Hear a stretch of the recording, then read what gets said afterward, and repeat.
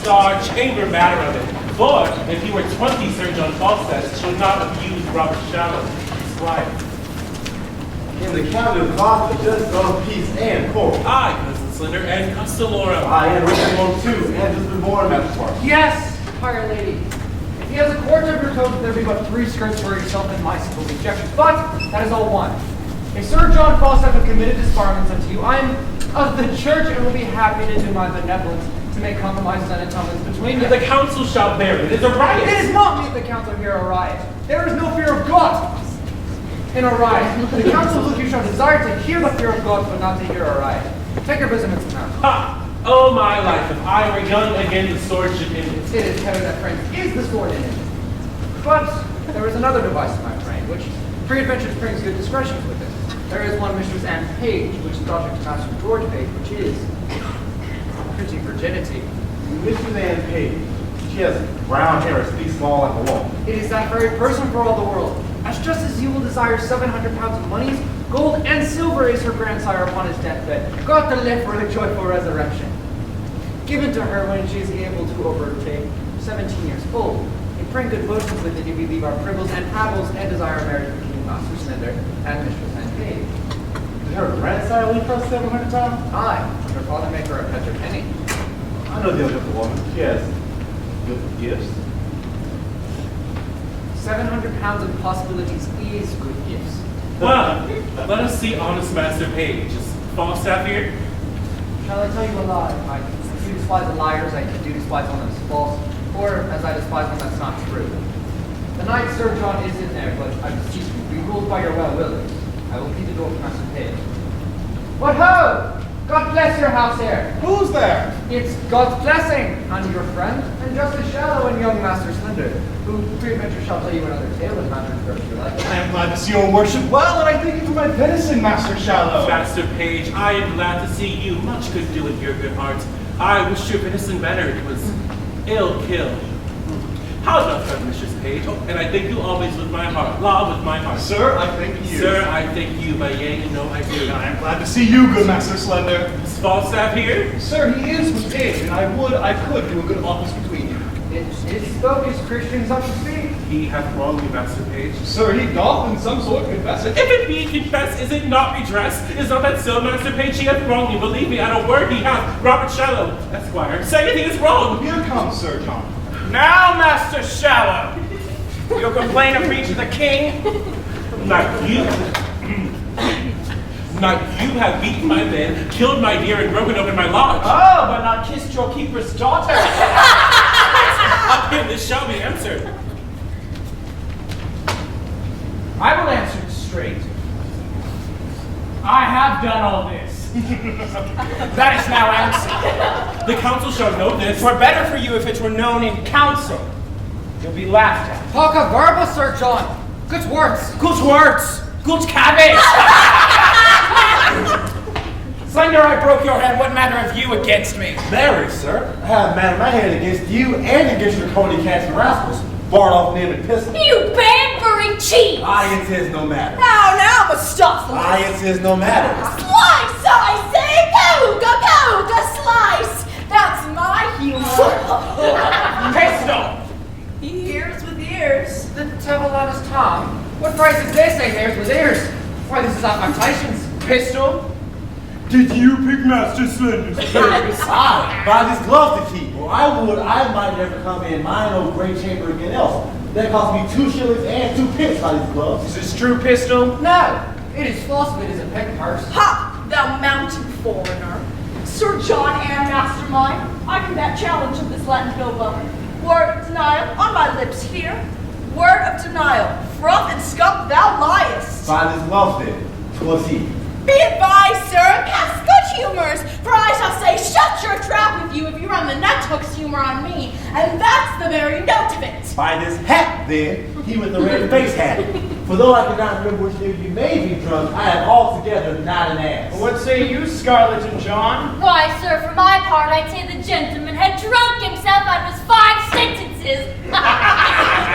It's his 5 senses. 5.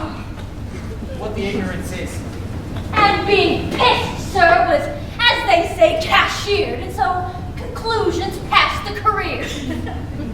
I'll never be drunk whilst I live again, but an honest, civil, godly company for this trick. If I be drunk, then be those with the fear of God, and not with drunken knaves. So God! I believe that as a virtuous mind. You hear all these matters denied, gentlemen. You hear it. Nay, carry the wine in, we'll drink with it.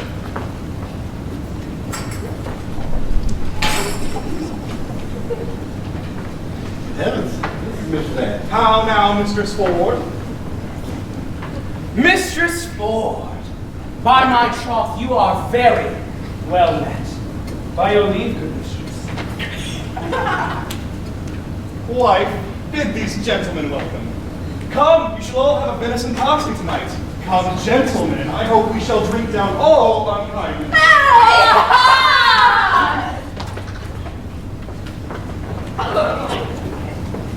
I had rather 40 shillings than have my book of songs and sonnets here. How now, simple, where have you been? I must wait myself, must I? Come, cuz, we stay for you. A word with you, cuz. Marry this, cuz. There was a tinder, a kind of tinder made afar off by Sir Cupid. Do you understand me? Aye, sir, I do. You'll find out with that is reason. Nay, but understand me. Indeed, I do, sir. Give ear to his motions, Master Slender. I will discretion the matter to you in the capacity of it. They pray you. I should do as my cousin Shallow asks. He's a just peace in this country. Simple though I stand here. That is not the question. The question is concerning your marriage. Aye, there's the point, sir. Marriage is the very point that Mistress Anne paid. Why, if it be so, I will marry her upon any reasonable demands. But can you affection the woman? Can you bring her goodwill toward the maid? Cousin Abraham Slender, can you love her? I hope so, sir. I will do so come one that shall do reason. Nay, God's lords and his ladies, you must be positible if you want to carry your desires towards her. That you must. Will you, upon good dowry, marry her? I will do greater than that, cuz, upon your request. Nay, conceive me, sweet cuz. What I do is purely for you, cuz. Can you love the maid? I will marry her, sir, upon your request. But if there be no great love in the beginning, which heaven may decrease upon further acquaintance, once we marry and have more occasion to know one another, I hope upon familiarity will grow more content. But if you say marry her, I will marry her. That I am freely resolved and dissolutely. That is a very discretion answer. The follows in the order dissolutely. The order according to our meaning, resolutely. The meaning is good. I am sure my cousin meant well. Aye, or else I would I might be hanged, Bob. Here comes fair Mistress Anne. Oh, were I younger for your sake, Mistress Anne. The dinner is on the table. My father desires your worship's company. I will wait on him, fair Mistress Anne. God's blessed will, I will not be absent of the grace. Will it please your worship to come in, sir? No, I thank you very well. The dinner attends you, sir. I'm not hungry, I thank you, forsooth. Go, Sirrah, go wait for my cousin Shallow. For all you are my man.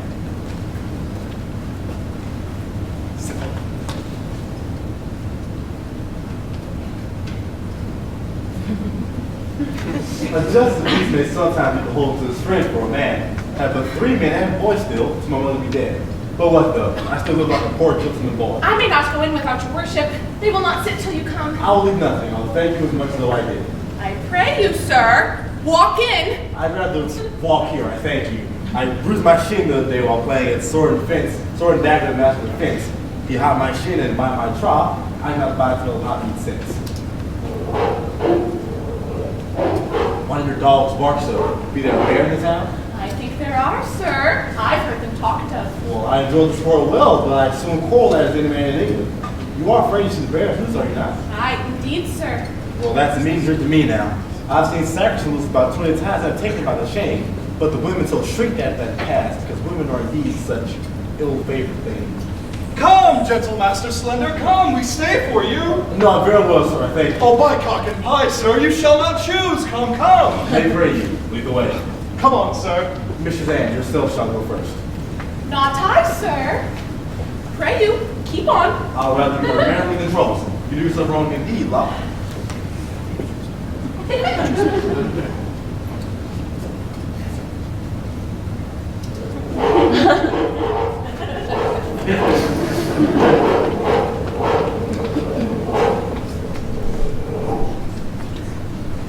Go you and ask of Dr. Kaiser's house which is the way. There dwells one Mistress Quigley, who is in the manner of his nurse, his dry nurse, his cook, his laundry, his washer, and his ringer. Well, sir. Nay, better yet, give her this letter. For as an overall altogether acquaintance to Mistress Anne Page, the letter is to desire and require her to solicit your master's desires to Mistress Anne Page. I pray you be gone. I will make an end of my dinner. There are pippins and cease to come.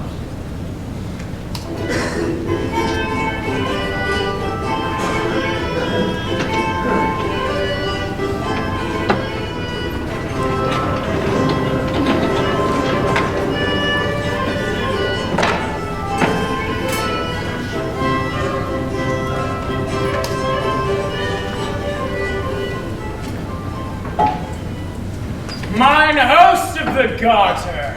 What sayest thou, my bully rook? Speak scholarly and wisely. Oh, truly mine host. I must turn away some of my followers. Discard, bully Hercules, cashier. Let them wag trot. I sit at 10 pounds a week. Thou art an emperor, Caesar, Kaiser, Feaser. I shall entertain.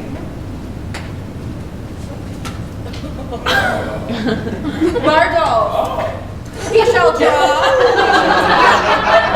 Said I well, bully Hector. Do so, good mine host. I have spoke, let him follow. Let me see thee froth and lime. I am at word. Woo! Follow. Bardolph, follow her. A tapster is a good trade. An old cloak makes a new jerkin. A withered serving man, a fresh tapster. Go. Adieu. It is a life I have desired. I will thrive. Oh, base Hungarian white.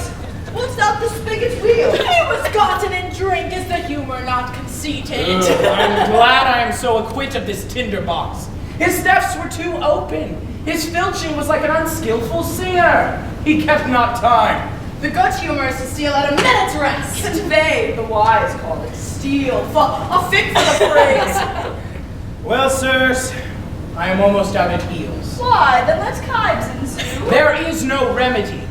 I must coney catch. I must shift. Young ravens must have food. Which of you know Ford of this town? I know the man who is of substance good. My honest lads, I will tell you what I am about. 2 yards. And more. No, Princess! Indeed, I am in the waist, 2 yards about. But now I am about no waste. I am about thrift. Briefly, I do mean to make love to Ford's wife. I spy entertainment in her. She carves. She discourses. She gives the leer of invitation. I can construe the action of her familiar style and the hardest voice of her behavior. To be English right is I am so John Falstaff. He has studied her will and translated her will out of honesty into English. Christy, will that humor pass? Now, the report goes she has all the rule of her husband's purse. He hath a legion of angels. As many devils entertain, and to her boy say I, The humor rises. It is good humoring the angels. I have writ me here a letter to her, and here another to Page's wife, who even now gave me good eyes too. Examined my parts with most judicious looks. Sometimes the beam of her view gilded my foot, other times my portly belly. then did the sun on dunghill shine. I thank thee for that humor. Oh, she did so course on my exteriors, with such a greedy intention that the appetite of her eye did seem to scorch me up like a burning glass. Oh. Here's another letter to her. She bears the purse too. She is a region in Kiana, all gold and bounty. I will be cheater to them both, and they shall be exchequers to me. They shall be my East and West Indies, and I will trade to them both. Go bear thou this letter to Mistress Ford, and thou this to Mistress Page. We will thrive, lads. We will thrive. Shall I, Sir Pandarus of Troy, become, and by my side wear steel? Then Lucifer take all. I will run no base humor. Here, take the humor letter. I will keep the hammer of reputation. Hold, Sarah! Go bear thou these letters tight. Sail like my scout ship to these golden shores.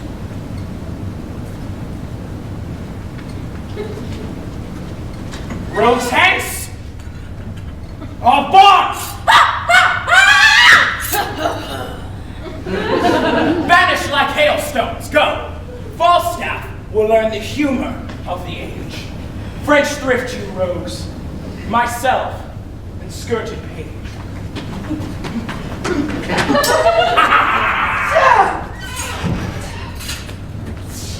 Let vultures gripe their guts, for gourd and full of holes, and high and low beguiled the rich and poor. Money I'll have in pouch what thou shalt lack. Phrygian Turk. I have operations which humors be revenge. Wilt thou revenge? By Welkin and her star! Wit or seal? With both humors I will discuss this humor of love to page. And I to Ford shall eke unfold how Falstaff, varlet's vile, his dove will prove, his gold will hold, and his soft couch defile. My humor shall not cool. I will insist to page to deal with this poison. I will possess him with yellowness, for the revolt of mine is dangerous. That is my true humor. Oh, thou art the Mars of malcontents. I second thee. Troop on.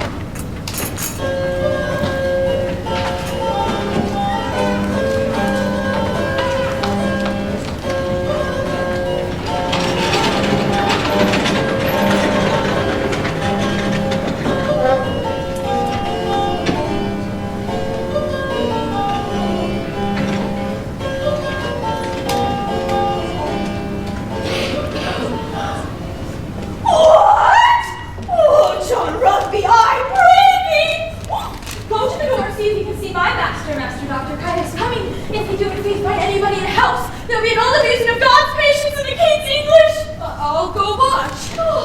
Oh.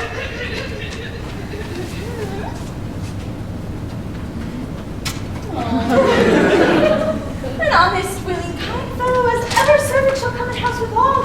And I warrant you, no telltale nor no breed mate. His worst fault is that he's given into prayer. He's a bit peevish that way, but nobody but his fault. But let that pass. Peter Simple, you say your name is? I, fault the better. Master Slender's your master? I, forsooth. Does he not have a great round beard like a glover's paring knife? No, forsooth. He hath but a little wee face with a little brown beard, a bear-colored beard. A softly sprited man is he not? Aye, forsooth, but he is as tall a man of his hands as any is greenness in his head. He hath fought with a warner. How say you? Oh! I should... I should remember him. Does he not hold up his head as he were and strut in his gait? Yes, indeed, does he. Well, heaven sent Anne Page no worse fortune. Tell Master Parson Hugh I will do what I can for your master. Anne is a good girl. Hold till the last year comes, my master. We shall all be shaped. Good man. Go up here and run into this closet. Oh, I doubt he will stay long. Oh, what God run me.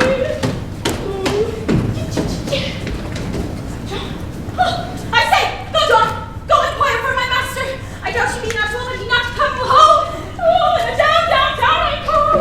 What does you sing? I don't like these days. I pray you, don't touch me in my closet, you dirty bird. A green of books! You intended to speak? A green of books! Aye! Forsooth, I'll fetch you.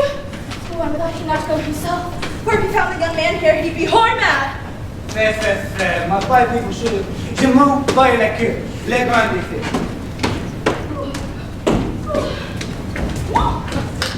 Is it this, sir?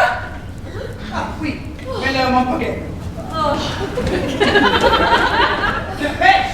Quickly! There was his name, Rugby. What? John Rugby? John! Here. You are Jean Rugby, and you are Jacob. Come, take take your coat, take your right and comes the coat. 'Tis ready, sir, here in the porch. By my trot, I tell you now. What's me? Kizune! There are some slippers in my closet that was you well, I shall be fine.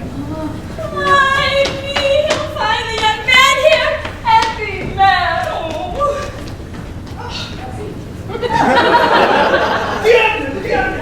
See my son!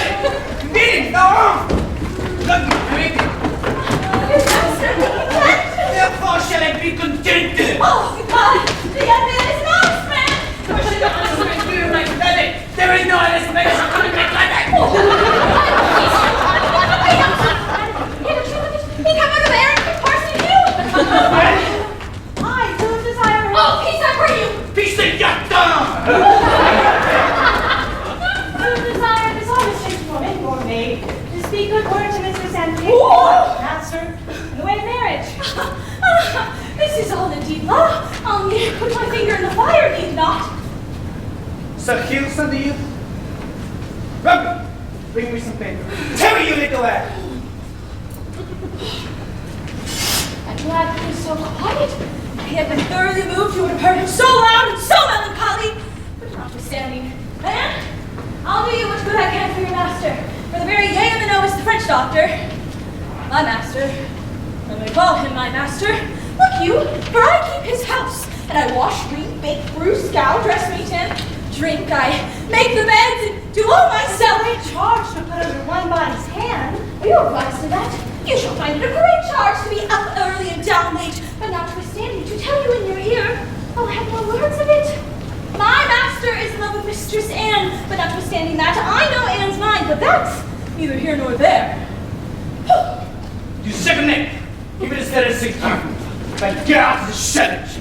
I will cut this shot in the back, and I want you to scare me second neck. Don't matter. You may be gone, there's no good you tell me. By God, I thought it was too strong. By God, you should not have stoned the charge is done. By God! Sir, he speaks out before his friend. There's no matter about that. Did not you tell me I should have myself on page? By God, I'll kill this shot! Push me up there to measure weapons. By God, I will have myself on page. Sir, the maid loves you, and all shall be well. We must give folks leave to print with them in there. Come to the cousin. By God, if I have not myself on the page, I will turn your head out of my door. You shall have Anne's fool's head of your own. No, I know Anne's mind. Never a woman in Windsor knows more of Anne's mind than I do, nor can do more with her than I can. I thank heaven. Who's with him there? Oh, who's there, my true? Come near the house, I pray you. How now, good woman? How dost thou? The best pleases your good worship to ask. What news? How does pretty Mistress Anne? Oh, in truth, Anne, she is pretty and honest and gentle and, well, that is your friend. By the way, is heaven for it? Shall I do any good, thinkest thou? Shall I not lose my suit? Troth, sir, all is in his hands above. Master Fenton, I'll be sworn in a book. The maid loves you. Haven't your worship of Lord? Yes, Mary, have I? What of that? Thereby hang the tale of good faith in such another man, but I detest an honest maid as ever broke bread. We have an hour's talk with that ward. I will never laugh but in that maid's presence. But indeed, she's given too much to melancholy and musing. But for you, well, go to. Well, I shall see her today. Hold, there's money for thee. Let me have thy voice in thy behalf. If thou seest her before me, commend her. Will I? In faith, we will. And I will take the your worship with the ward the next time we have confidence in the other wooers. Well, farewell. I'm in great haste now. Truly an honest gentleman, but Anne loves him not, for I know Anne's mind more than another. Well, out upon it, what have I forgot?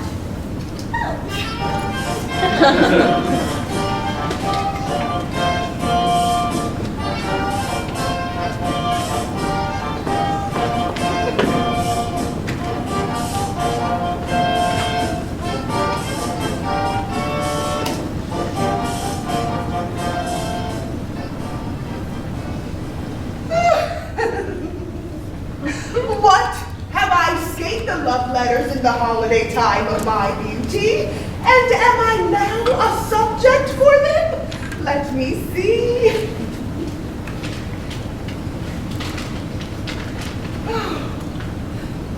Ask me no reason why I love you, for though love you's reason for his position, he admits him not for his counselor.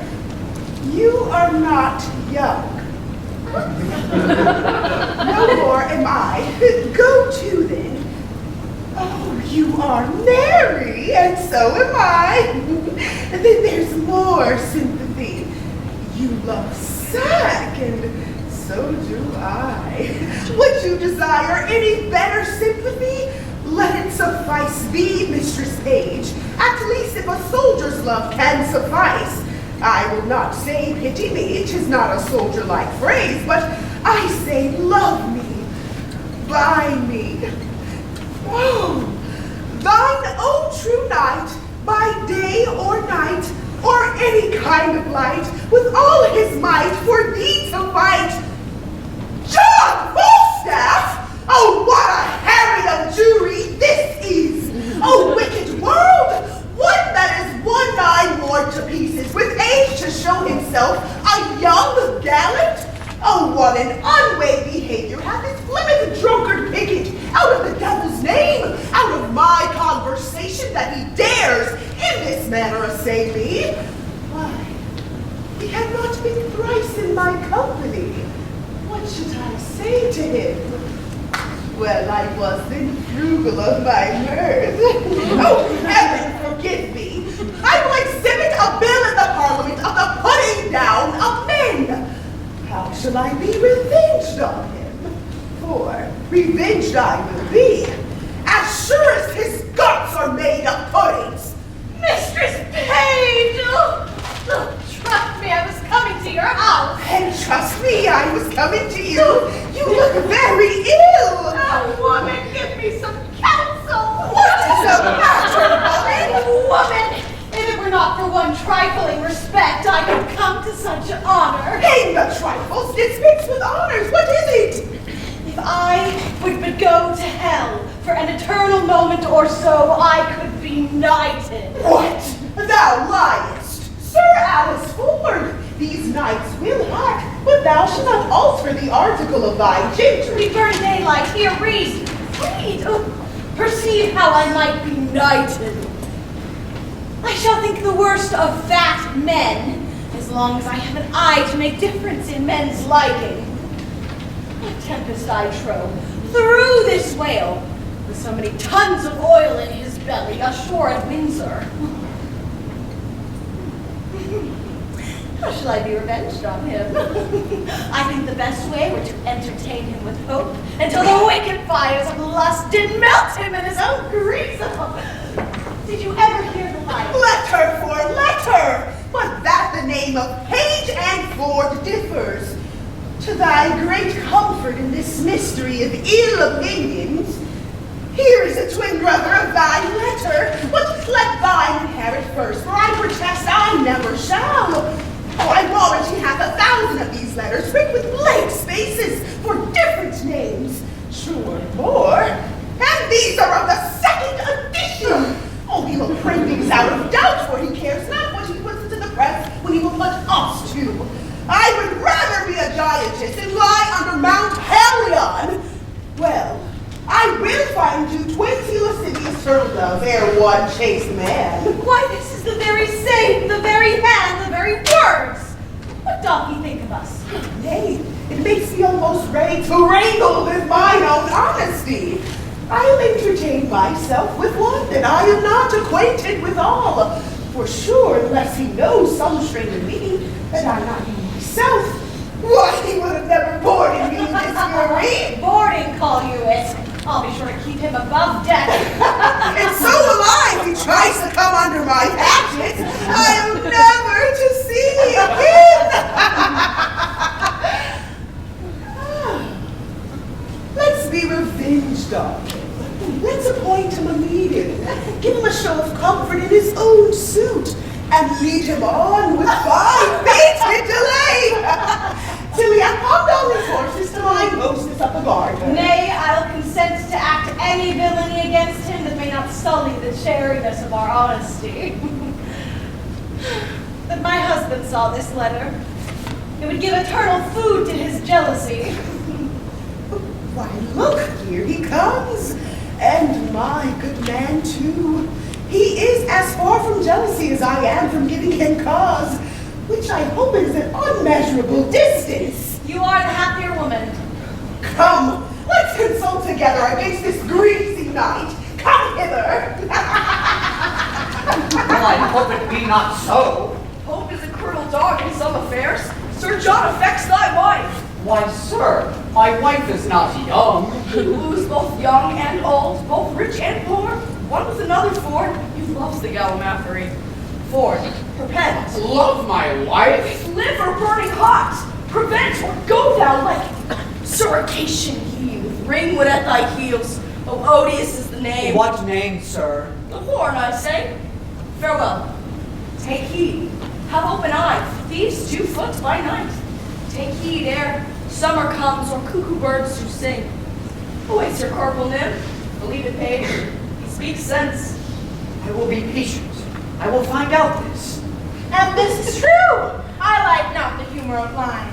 He hath wronged me in some humors. I should have borne the humor letter to her. But I have a sword. And it shall bite upon my necessity. He loves your wife. There's the short and the long. My name is Corporal Nim. I speak and I avouch. 'Tis true. My name is Nim. And Falstaff loves your wife.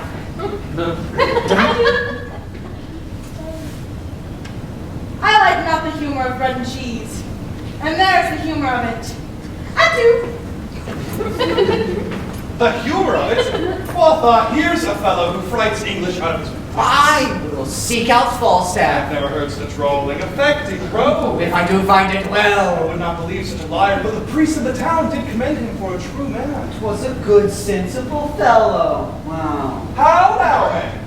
Whither you go, George? Hark you. How now, sweet Frank? Why art thou melancholy? I'm melancholy? I am not melancholy. Get you home. Go. Faith, thou hast some crotchets in thy head. Now will you go, Mr. Spade? Have with you. Will you come to dinner, George? Why, look who comes yonder. She shall be our messenger to this pageant night. Trust me, I thought on her. She'll fit.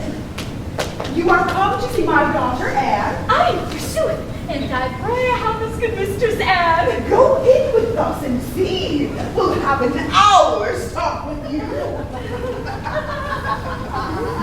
How now, Master Ford? You heard what this name told me, did you not? Yes, and you heard what the other told me. Do you think there is truth in Hang that? of slaves, I do not think the knight would offer it, but these that accuse him in his intent towards our wives are a yoke of his discarded men, very rogues, and now they be out of service. Were they his men? Marry, were they?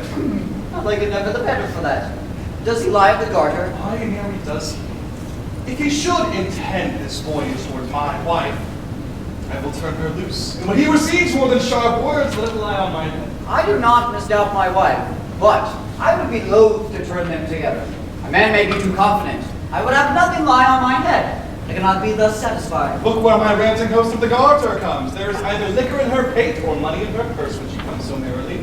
How now, my host? How now, Bullyrook, thou art a gentleman.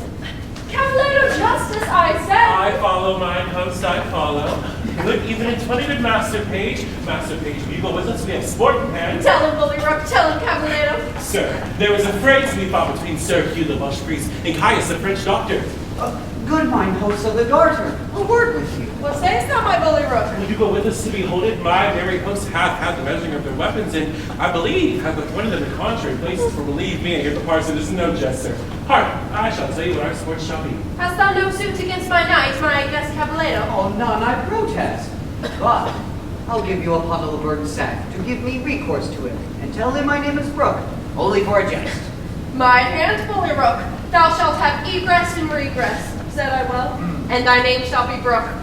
'Tis a merry night. Will you go, Anne With you, mine host. I have heard the Frenchman hath good skill in his rapier. Tut, sir, I could have told you more. In these days, you send your distance, your passes, staccatos, and I know not what tis the heart, Master Page. 'Tis here, for I have seen the time of my long sword, and I would have made you four tall fellows skip like rats. Here, boys, here. Shall we wag? Have with you. I have rather seen him scold than fight. Though Page be a secure fool, and stand so firmly on his wife's frailty, yet I cannot put off my opinion so easily. She was in his company at Page's house, and what they made there I know not. Well, I will look further into it, and I have a disguise to sound Falstaff. If I find her honest, I lose not my labor. If she be otherwise, 'tis labor well bestowed.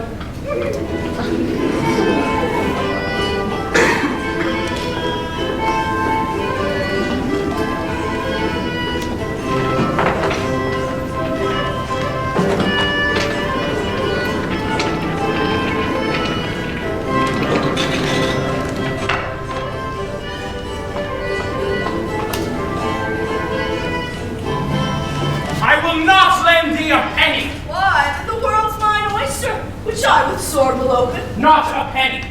I have been content, sir. You should lay my countenance to pawn. I have praised up my good friends for 3 reprieves of you and your coach fellow men. I am damned in hell for swearing to gentlemen my friends that you were good soldiers and tall fellows. And when Mistress Bridget lost the handle of her fan, I took it upon mine honor thou hadst it not. Didst not thou share? Hast thou not 15 pence? Reason, you rogue, reason! Thinkest thou I'll endanger my soul gratis? You will not bear a letter for me, you rogue. You will not do it, you. I do relent. What would thou more of man? Sir, here is a woman would speak with you. Let her approach. Oh. Give your worship good morrow. Good morrow, good wife. Not so. Ain't please your worship. Good maid, then. Be sworn, as my mother was the first hour I was born. I do believe the swearer. What with me? Shall I vouchsafe your worship a word or two?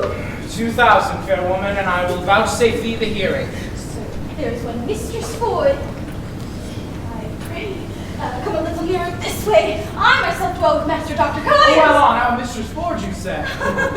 Your worship's is very true, but I pray, come a little nearer this way. I warrant thee nobody hears. Mine own people, mine own people. Oh, are they so? Well, God bless them and make them his servants. Well, Mistress Ford, what of her? Why, sir, she's a good creature. Lord, your worship's such a warm teen. May heaven forgive you and all of us, I pray. Mistress Ford, come, Mistress Ford.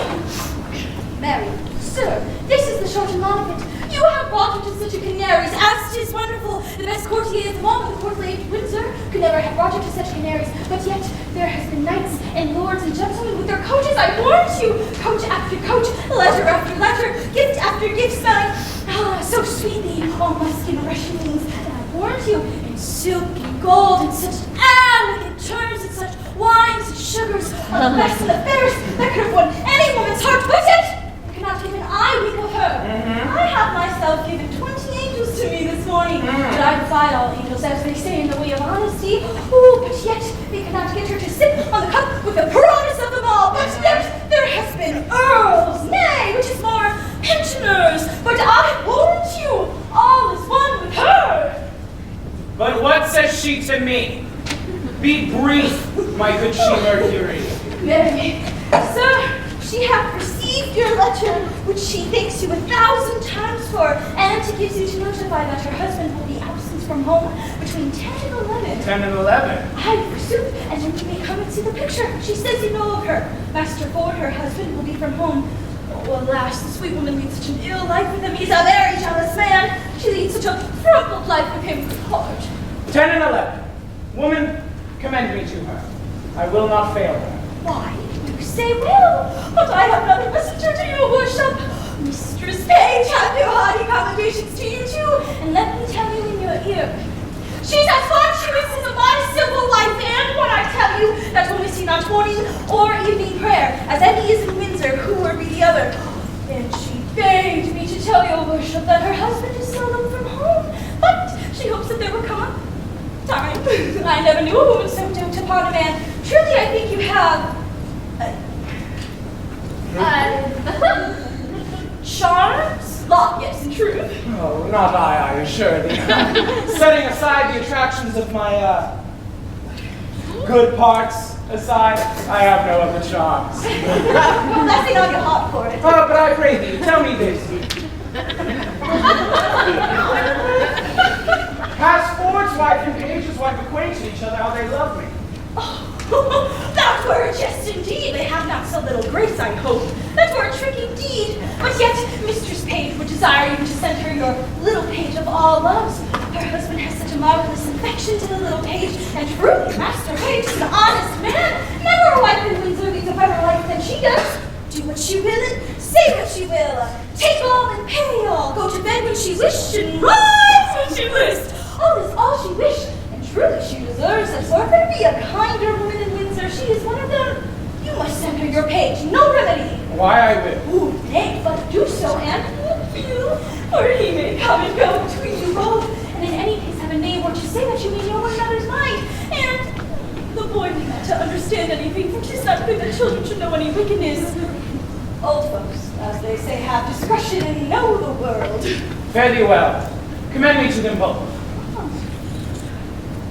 There's my purse. I am yet thy debtor. Boy, go along with this woman.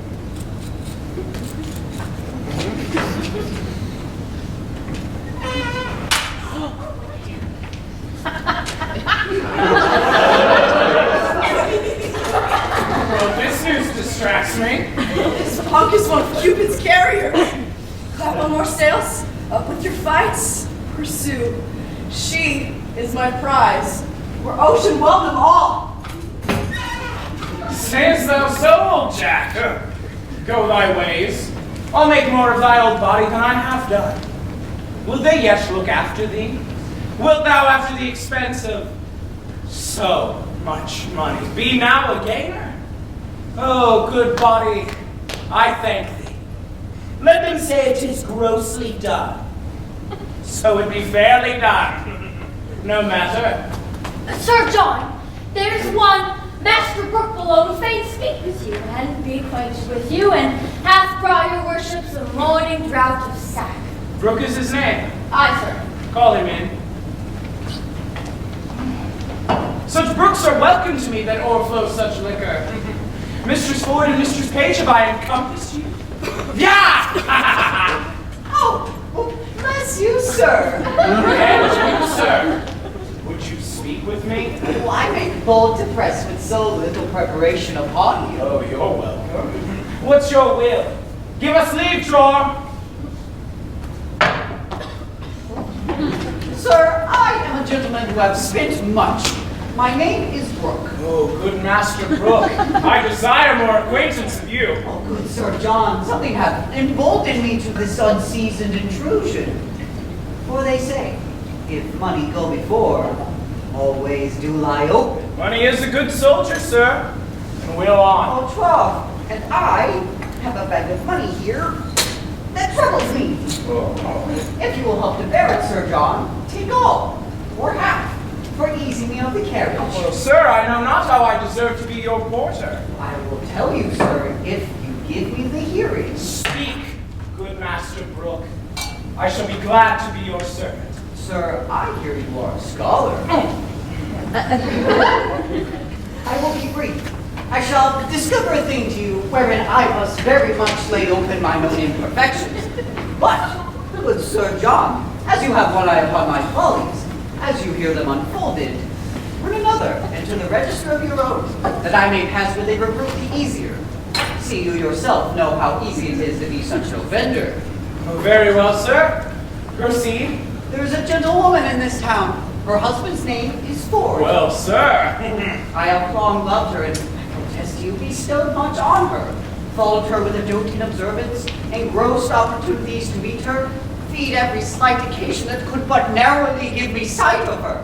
Not only bought many presents to give her, but have given largely to many to know what she would have given. Briefly, I have pursued her as love hath pursued me, which hath been on the wing of all occasions.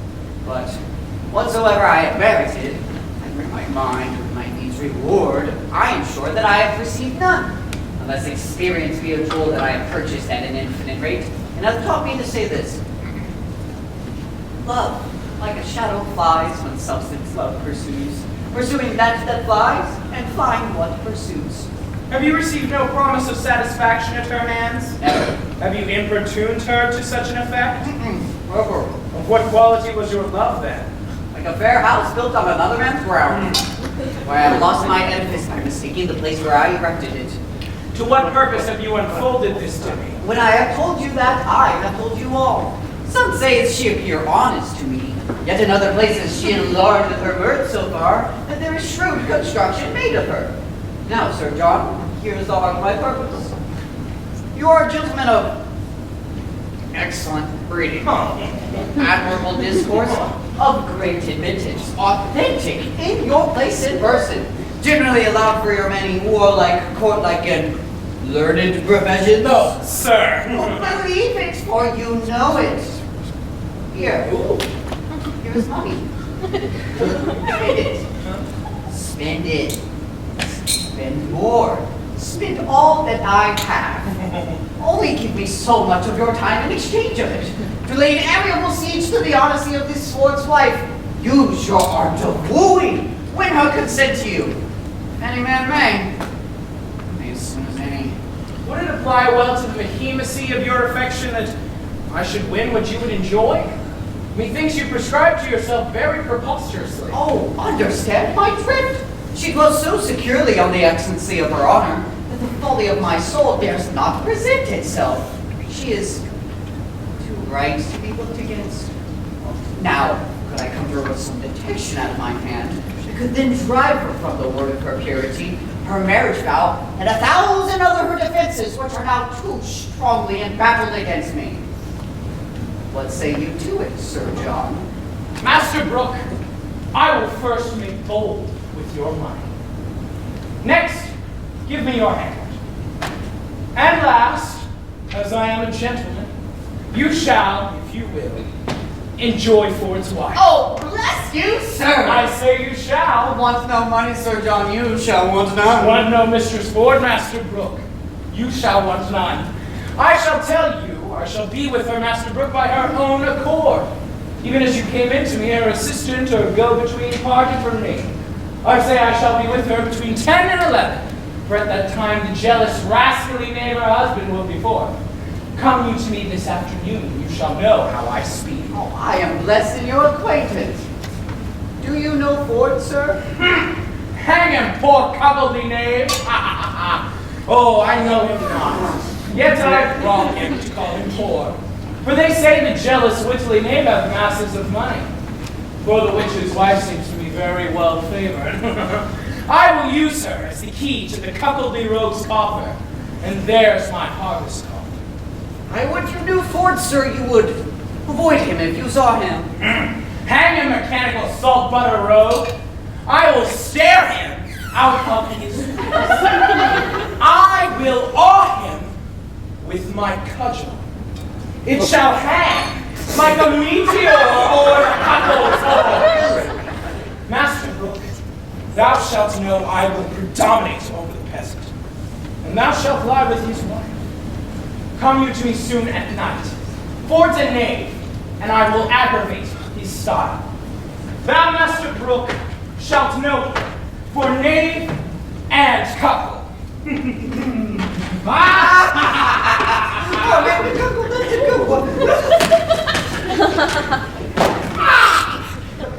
What a damned epicurean rascal is this?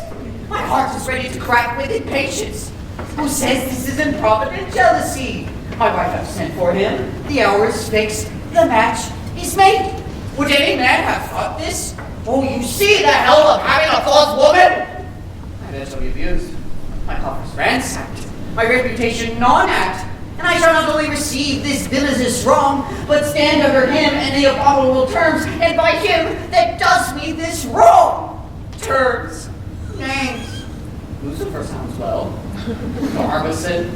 Well, yet they are the devil's additions, the names of fiends. What?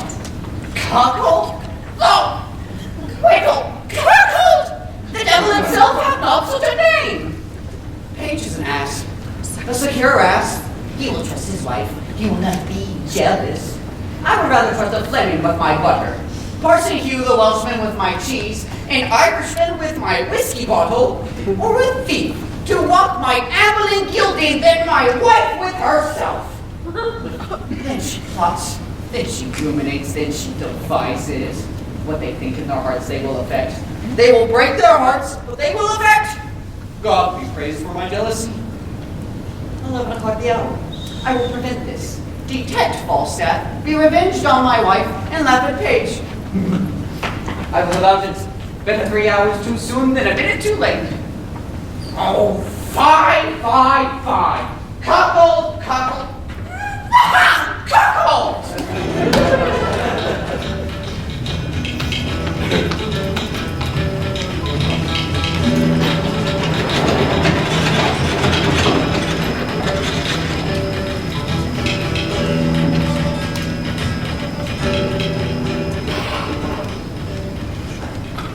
Secretary, Sir?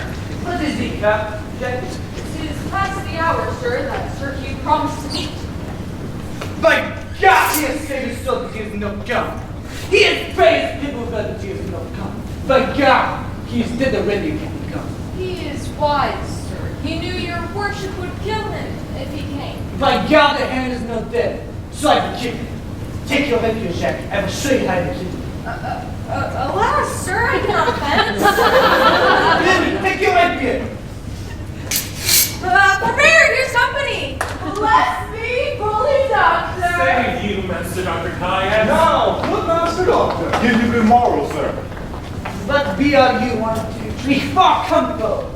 To see thee fight, to see thee void, to see thee traverse, to see thee here, to see thee there, to see thee pass thy punto, thy stock, thy reverse, thy distance, thy montana.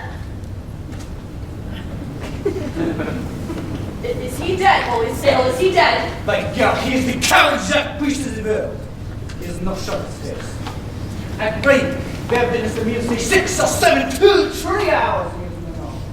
He is the wiser man, Master Doctor. He is a cure your souls, and you a cure your bodies. If you finally go against the grain of your own profession, is not that so, Master Page? It is true, Master Shallow. Master Doctor, I am sworn of the peace. You have shown yourself a wise physician, and Sir Hugh has shown himself a wise and patient churchman. You must come with me, Master. Pardon, Master Justice. A word, Monsieur Macquater. That is in our English tongue. Valor, bully! By God, the amusement's muck about this Englishman. He's gonna check down the priest. He will cut his ears. He will clever claw thee tightly, bully! That is, he will make thee amends. By God, then, me do look, he shall clap as he clown me. Or by God, me will have it. And I will provoke him to it, or else let him wag. Me think you do that. And moreover, bully. But first, Master Guest, Master Page, and Caballero Slender, go eat through the town to Frogmore. Sir Hugh is there, is he? He is there. See what humor he is in, and I will bring the doctor about by the field. Will it do well? We will do. Farewell. Fairly well. Tomorrow.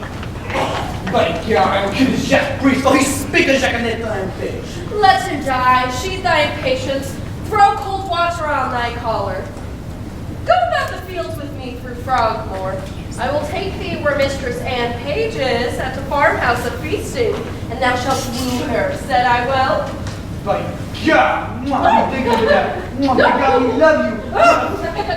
By God, me do look, I shall procure you the good guests, the knights, the lords, the earls, the gentlemen, my patients. And for the which I will be thy adversary toward Anne Page. Said I will? 'Tis good, by God, well said. Let us whack them. Come here.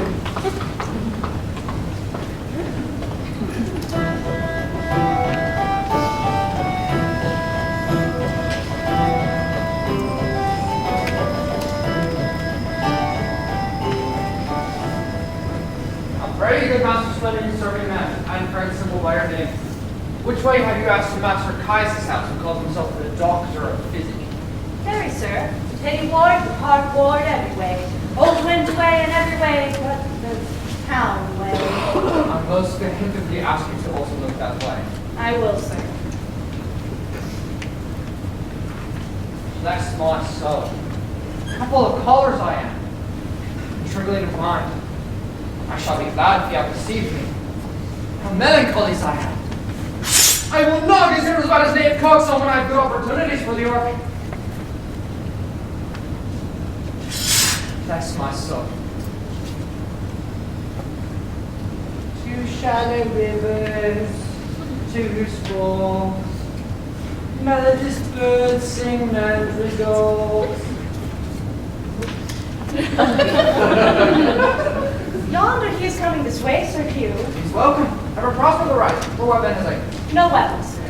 Here comes my master, Master Shallow, and another gentleman from Frogmore of the style this way.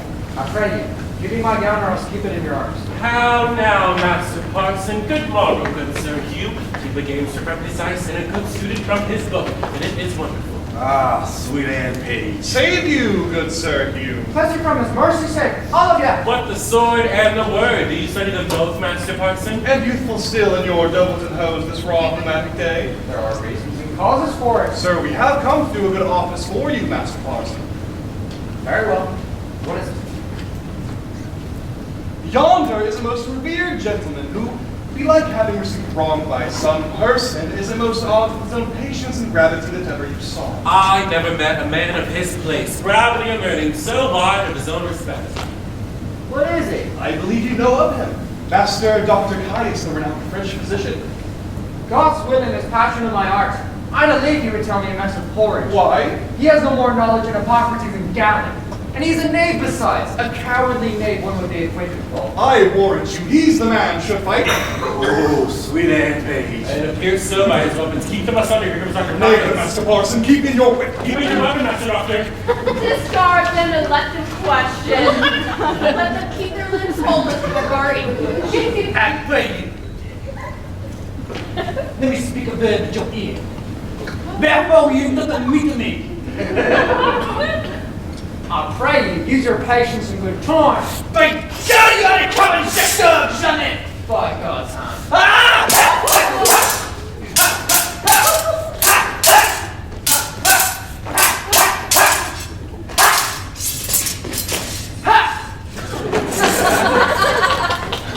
Pray you, let us not make laughing stocks out of other men's humors.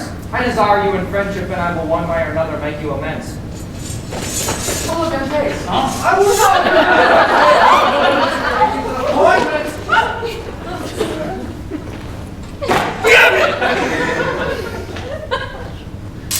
Missy. My husky got there. Have I not stayed over to kill him? Have I not to make any next one?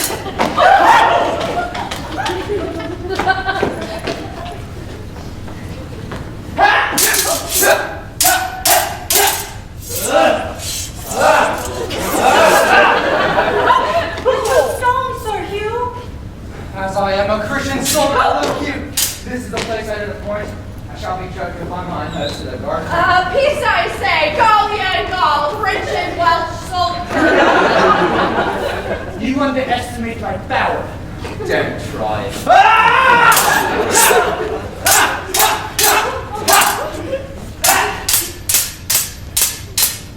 Hi, this is very good.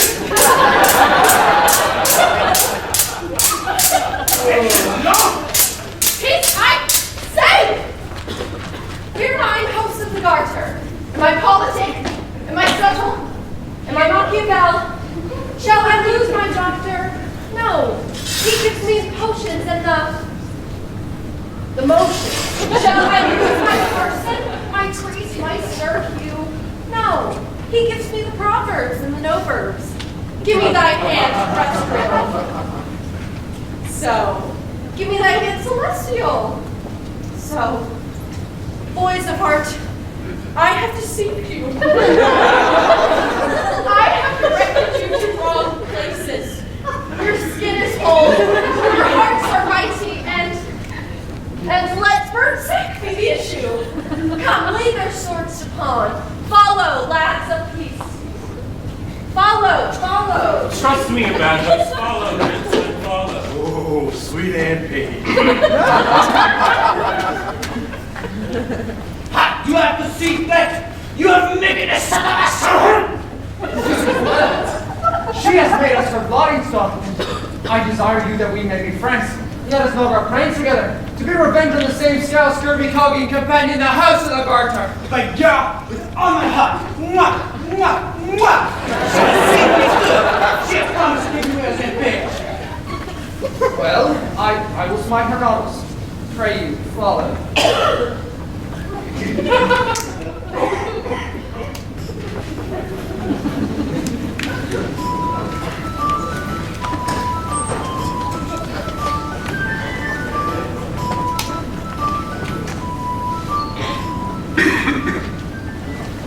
Nay, keep your way, little gallant. You were wont to be a follower, but now you are a leader. Had you rather lead mine eyes or I your master's ears? I would rather, forsooth, go before you like a man to follow him like a dwarf. Oh, a flattering boy. I see you be a courtier. Well met, Mistress Page. Whither go you? Truly, sir, to see your wife. Is she at home? Aye, and as idle as she may hang together for want of company. I think if both your husbands were dead, you two would marry. Be sure of that. 2 other husbands. Oh, what have you this pretty weather come? I cannot tell what the dickens his name is my husband had him of. What is your knight's name, sirrah? Sir John Falstaff. Sir John Falstaff. I cannot hit on his name. There's such a league between my good man and me.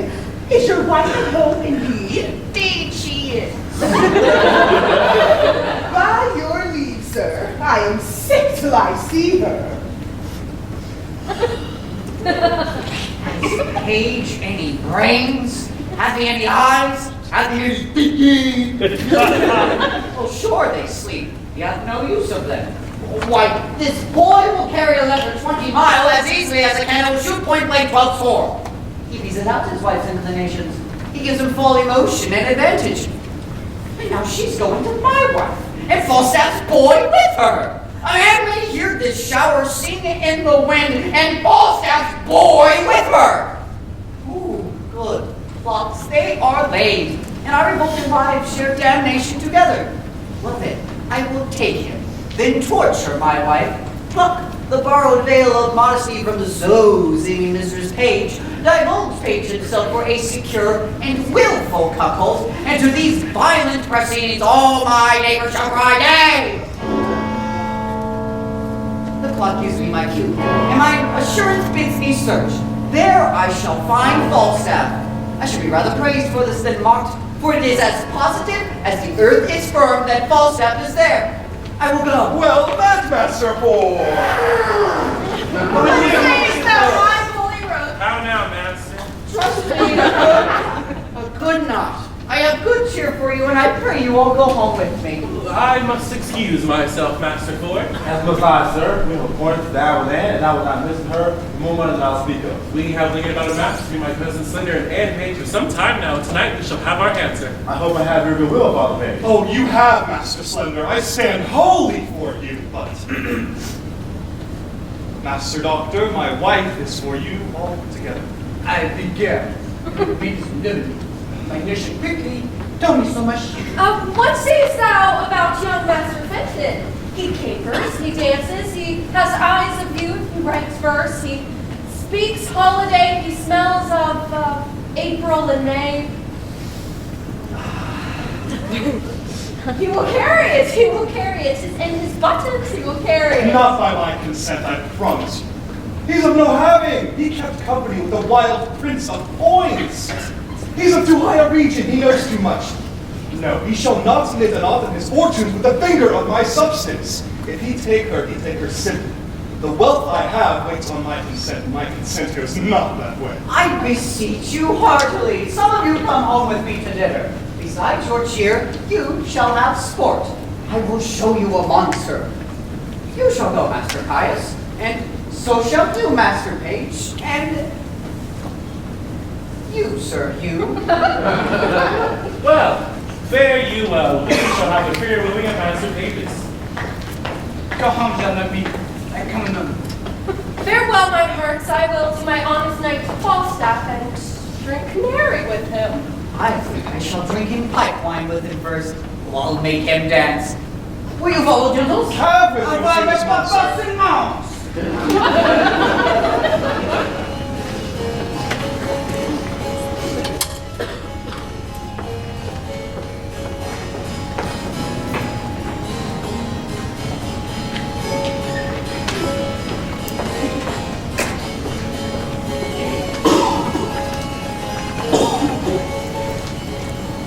What, John? What, Robert? Quickly, quickly. Is this the buck I basket? warrant. What, Robin, I say? Come. Here, set it down. Give your maid a charge. We must be brief. Mary, as I told you before, John and Robert, be ready here, hard by in the brew house. When I suddenly call you, come forth. Without any pause or staggering, take this basket on your shoulders.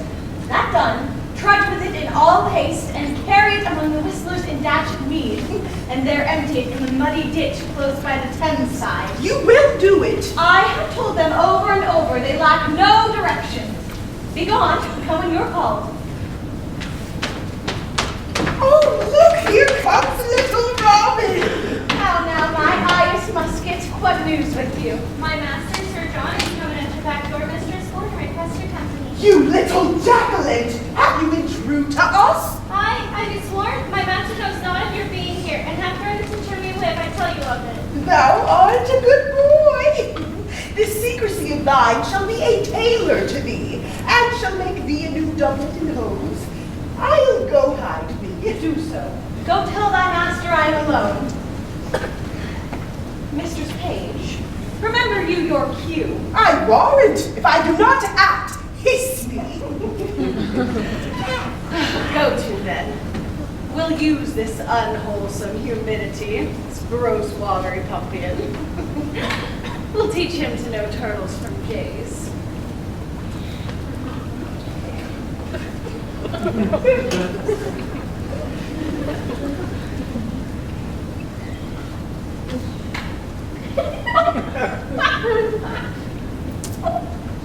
Have I caught thee, my heavenly jewel? Why, now let me die, for I have lived long enough. This is the period of my ambition.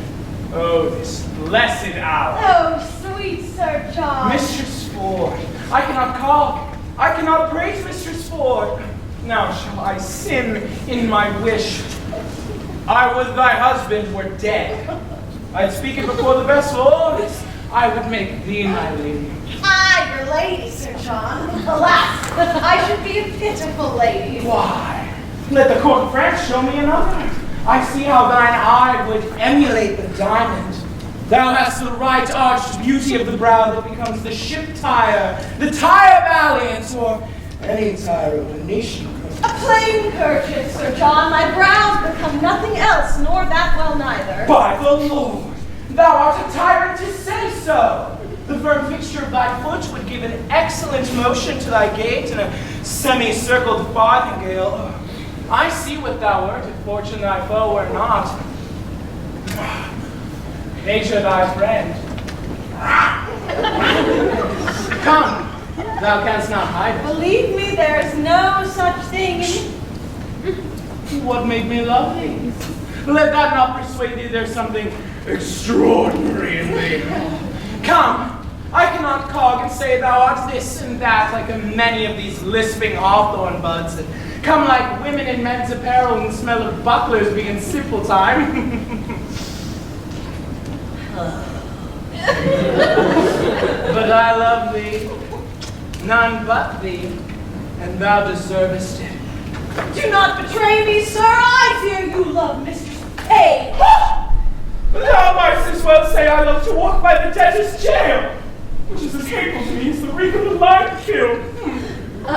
Well, heaven knows how I love you, and one day you shall find it. Keep that in mind. I'll deserve it. Nay, I must tell you so you do, or else I could not be in that mind. Mistress Ford, here's Mistress Page at the door, sweating and blowing and looking wildly, and needs speak with you presently. She shall not see me. I will ensconce me behind their walls. Pray you do so. She's a very tattling woman. How now, Mistress Page? Oh, Mistress Ford! What have you done? You're overthrown, you're shamed, you're undone forever! What's the matter? Oh, well a day, Mistress Ford, to have an honest man to your husband, to give him such cause of suspicion. What cause of suspicion? Suspicion out upon you! How am I mistaken you? Why, alas, what's the matter? Your husband is coming hither, woman, with all the officers of Windsor, to search for a gentleman that he says is here now, in the house, by your consent, to take an ill advantage of his passings. 'Tis not so, I hope. Pray heaven it be not so, that you have such a man here. Well, 'tis certain that your husband is coming, with half of Windsor at his heels to search for such a one. I've come before to tell you, if you know yourself clear, why, I am glad of it. But if you have a friend here, convey him out. Be not amazed. Call all your senses to you. Defend your reputation or bid farewell to your good life forever. What shall I do? There is a gentleman, my dear friend. I fear not mine own shame so much as his peril. For shame, never stand, you had rather. You had rather. Your husband is here at hand. Bethink of you some conveyance. In this house you cannot hide him. Oh, how have you deceived me? Look, here's a basket. If he be of any reasonable stature, he'd creep in there and throw foul linen upon him, as if it were going to bucking. Or, it is whining time, send him by your two men to dash at me. He's too big to go in there. What shall I do? Oh, let me see it, let me see it, let me see it. Island, follow your friend's counsel, Island. What? Sir John Falstaff, are these your letters, knight? I love thee, not what thee. Oh, help me away. Let me creep in here. Oh, I'll never. Cover your master, boy. Call your maid, Mistress Ford. You dissembling nut. John! Robert! John! Carry these clothes here quickly. Look how you carry them to the laundress in dashing feet. Quickly, look! Pray you, come near. If I suspect without cause, why it makes sport at me. Let me be your just I deserve it. How now?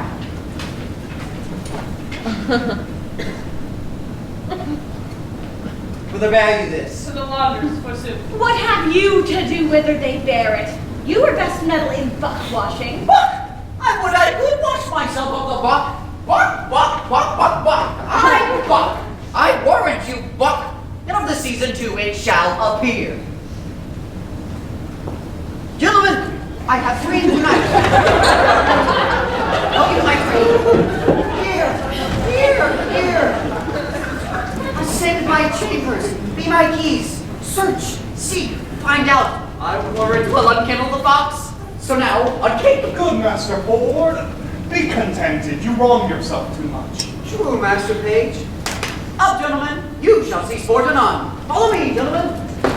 This is a very fantastical, humorous, and jealous ace. By God, isn't that a fashion of France? It is not jealous in France. Nay, follow, gentlemen. We shall see the issues of his search.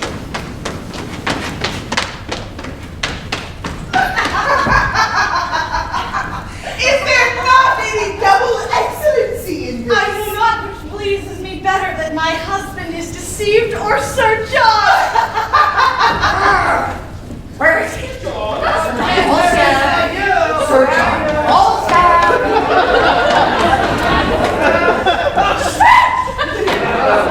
You.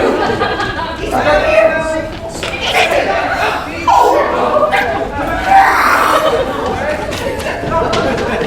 How hard is it to find a fat man who can eat I cannot find the confessor.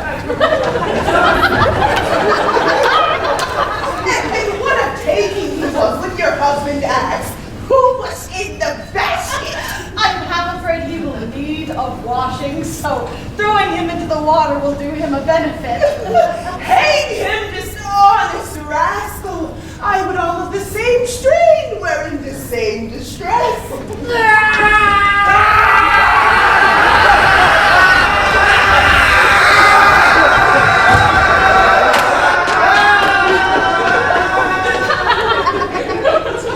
I think my husband has some special suspicion of Falstaff being here, for I never saw him so gross in his jealousy till now. I will lay a plot to try that, and we will yet have more tricks with Falstaff.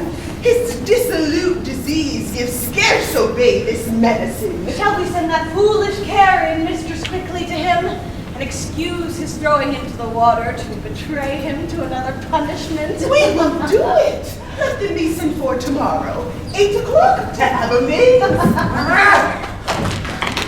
cannot find it. Maybe the knave cracked that he could not compass. Heard you that? You use me well, Master Ford, do you? I do so. Heaven make you better than your thoughts. Amen. You do yourself mighty wrong, Master Ford. I do so. If there be anybody in the house or in the chambers and the coffers of the presses, heaven forgive my sins on the day of judgment. Hey, begone. You're right too. There is no bodies. Fie, good Master Ford. What spirit, what devil suggests such an imagination?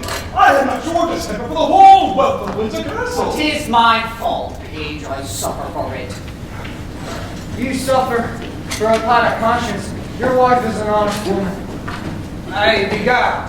'Tis an honest woman. Well, I promised you all a dinner. Come, walk in the park. Pardon me. I will hereafter make known to you why I have done this.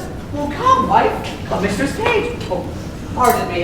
Pray heartily and pardon me. Let's go in. Trust me, we'll walk in. And tomorrow I invite you all to my house for breakfast, and we'll a birding after.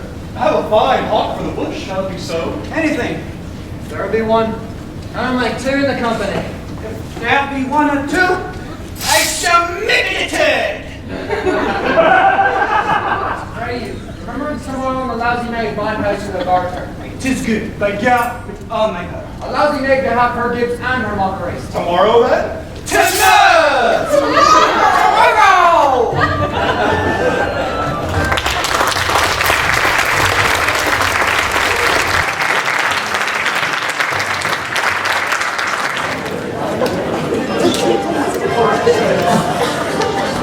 I see I cannot get thy father's love, therefore no more turn me in this sweet dam. Alas, how then? Why, thou must be thyself. He taught to check thy too great a birth, and that my state being gulfed with my expense, I seek only to heal it by his wealth. Besides these other bars he lays before me, my riots past, my wild societies, and tells me 'tis a thing impossible I should love thee but as a property. Maybe he tells you true.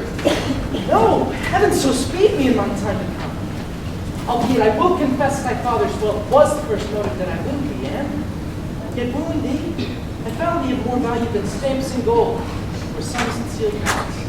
It is the very riches of thyself that now I need. Gentle Master Fenton, yet seeing my father's love still seek and serve, if opportunity and humble suit cannot attain it, I then hark you hither. Break their talk, Mistress Mickey. My kinsman shall speak for himself. I'll make a chapter of both of us. It's his book venture. Be not dismayed. No, she did not dismay me. I care not for that, but that I will see you. Hockey! Mr. Slender will speak a word with you. I come to him. This is my father's choice. Oh, what a world of vile, ill-favored falsehoods, handsome at 300 pounds a year. She's coming to her, cuz. And how is Master Fenton? Oh, pray you a word with you. Oh boy, thou hast a father. I have a father, Mr. Sad.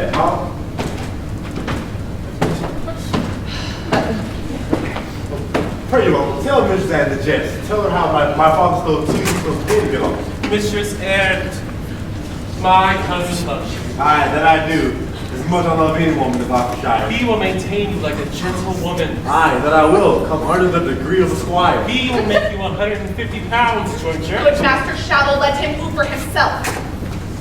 There we I thank you for it. I thank you for that good comfort. She calls to you, cuz.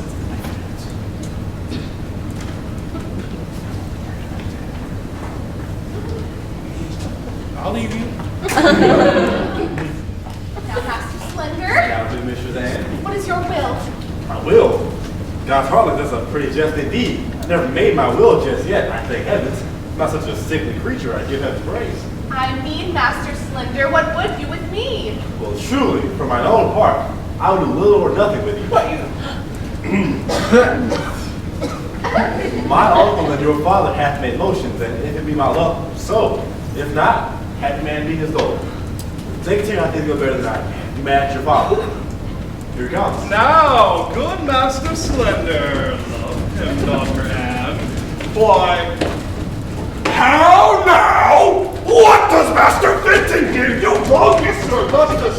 Haunt my house, I told you, sir. My daughter is disposed of. Nay, Master Page, be not impatient. Good Master Fenton, come not to my child. She is no match for you, good Master Fenton. Sir, will you... No!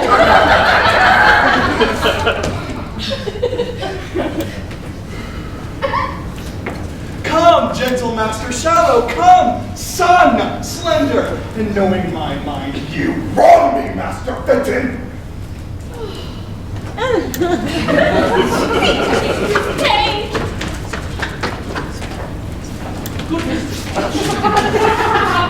For that I love your daughter in such righteous fashion as I do. Her forsick insult checks her gifts and manners. I must advance the colors of my love and not retire. Let me have your goodwill. Good mother, do not marry me to yon fool! I mean it not. I seek you a better husband. That's my master, Master Doctor! Alas, I had rather be set quick in the earth than pulled to death with turnips! Come to trouble not yourself. Good Master Fenton, I will not be your friend nor your enemy. My daughter, till I question how she loves you. And as I find her, I am so offended. Till then, farewell, sir. She must needs go in. Her father will be angry.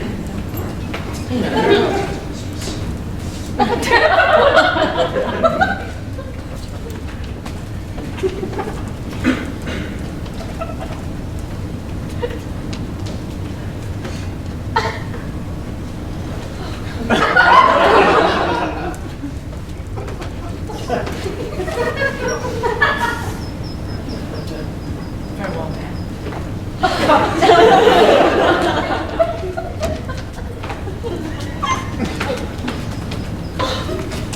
This be my doing? Nay, said I. Will you cast away your child on a fool physician?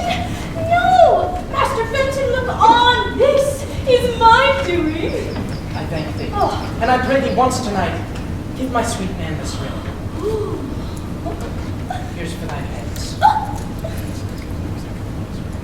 Now, heaven give thee good fortune. Kind heart he hath. A woman would run through fire and water for such a kind heart. But yet, I would my master had Mistress Anne, or I would Master Slender had her, or in sooth I would Master Fenton had her, or... I will do what I can for them all three. For so I have promised, I'll be as good as my word. Especially for Master Fenton. Well, I must love another heir to Sir John Falstaff from my two mistresses. What a beast am I to slack it.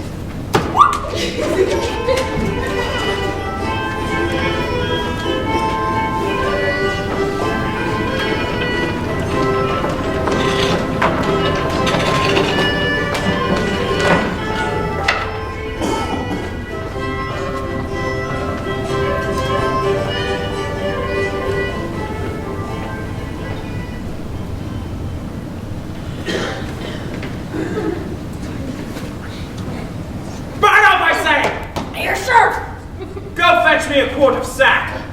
Put a toast in it.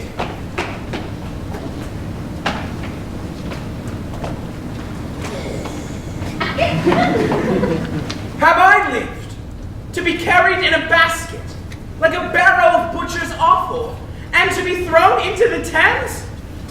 Oh, if I be served such another trick, I'll have my brains taken out and buttered. Give them to a dog for a New Year's gift. Oh, the rogues slighted me in the river with as little remorse as they would have drowned a blind bitch's puppies. 15 in the litter. And you may know by my size that I have a kind of alacrity in sinking. I would have drowned had not the shore been shelby and shallow. Oh, death I abhor. For they say water swells a man. And what a thing should I have been had I been swelled. Oh, I should have been a mountain of mummy. Oh, here's Mistress Quickly, sir, to speak with you. Let me pour in some sack to the Thames water. For my belly's as cold as if I had swallowed snowballs for pills to cool the rains.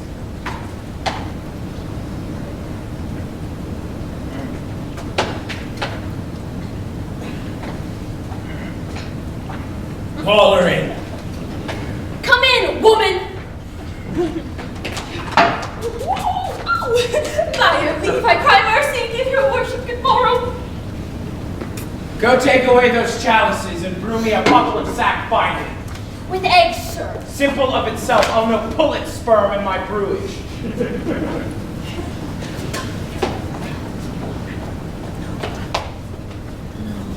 How now? Nay, sir, I come to your worship from Mistress Ford. Oh, mistress. Oh. I've had board enough! I was thrown into the ford. My belly is full of ford. Alas, the day, good heart! That was not her fault. She does so take on with her men. They simply mistook their erection. Oh, so did I mine. To build upon a foolish woman's promise. Well, she laments, Sir Ford, that it would yearn her heart to see it. Her husband goes this morning a-birding, and she desires you once more to come to her between 8 and 9. But I must carry her word quickly. She'll make you amends, I promise you.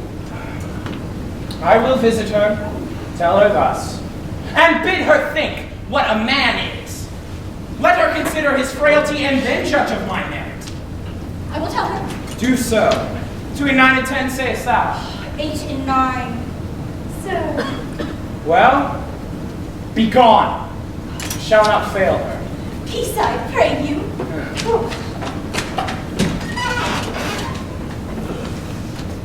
I marvel I hear not of Master Brooke. He sent me money to stay within. I like his money well. Ah, here he comes. Oh, bless you, sir. Master Brooke, you want to know what hath passed between me and Ford's wife. That indeed, Sir John, is my business. Well, I will tell you, sir, I was with her the hour she appointed me. Inspect you, sir. Very ill-favourably, Master Brooke.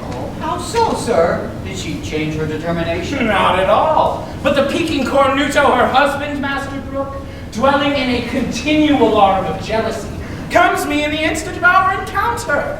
After we had embraced, kissed, protested, and, as it were, spoke the prologue of our comedy. And at his heels, a rabble of his companions, thither provoked and instigated by his distemper, and forsooth to search his house for his wife's love. What? While you were there? While I was there. Did he search for you and could not find you? You shall hear. As good luck would have it, comes in one Mistress Page, gives intelligence of Ford's approach, and in her invention and Ford's wife's distraction, conveyed me into a buck basket. A buck basket? By the Lord, a buck basket. Carried in with foul shirts, socks, smocks, foul stockings, greasy napkins that, Master Brooke, there was the rankest compound of villainous smell that ever offended nostril. And how long wait you there? Nay, you shall hear, Master Brooke, what I have suffered to bring this woman to Eden for your good. Being thus crammed in the basket, a couple of Ford's knaves, his hinds, were called forth by their mistress to carry me in the name of foul clothes to Datchet Lane. They took me on their shoulders, met the jealous knave, their master, at the door, who asked them once or twice what they had in their basket. Oh, I quaked for fear lest the lunatic knave search it, but fate, ordaining he should be a cuckold, held his hand. Well, on he went for a search, and on I went for foul clothes. But mark the sequel, Master Brooke. I suffered the pangs of 3 several deaths. First, an intolerable fright to be detected. And then, to be encompassed hilt to point, heel to head. And then, to be stopped in like a strong distillation with stinking clothes that branded on their own grease. Think of that. A man of my kidney. Think of that. That am as subject to heat as butter. A man of continual dissolution and thaw. Oh, it was a miracle to escape suffocation. And in the height of that bath, when I was more than half stewed in grease like a Dutch dish, to be thrown into the Thames and cooled in that surge like a horseshoe. Think of that. Hissing hot. Think of that, Master Brooke. In good sadness, I am sorry that for my sake you have suffered all this. My suit, then, is desperate. You'll undertake her no more? Master Brooke, I will be thrown into hellfire, as I have into Thames, ere I leave her thus. Her husband is this morning gone a-birding. I have received another embassy of meeting. 'Twixt 8 and 9 is the hour, Master Brooke. 'Tis past 8 already, sir. Oh, is it? Well, then I will address me to my appointment. Come you to me at your convenient leisure, and you shall know how I speed. And the conclusion shall be crowned with you enjoying her. Adieu. You shall have her, Master Brooke. Master Brooke, you shall cuckold Ford. I shall cuckold Ford.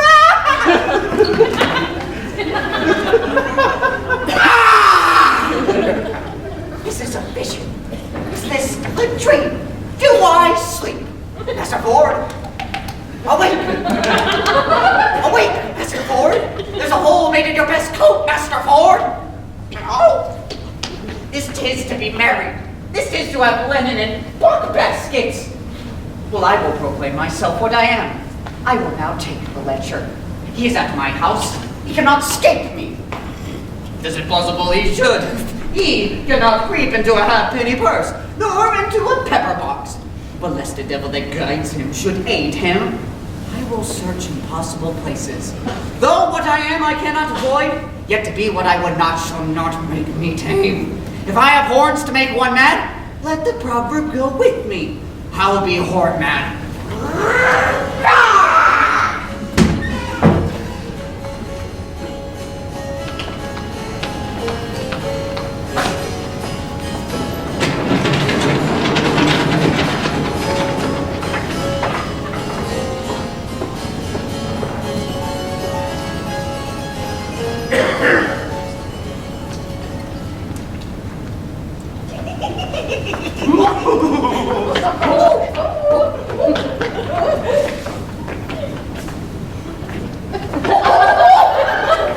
Oh, Mistress Ford, your sorrow hath eaten up my sufferance.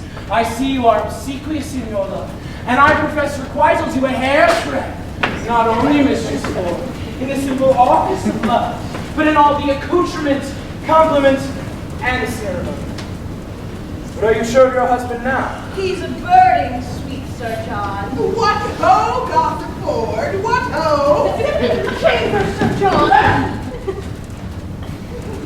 How now, sweetheart? Who's at home beside yourself? Why, none but mine own people. Indeed? No, certainly. Speak louder.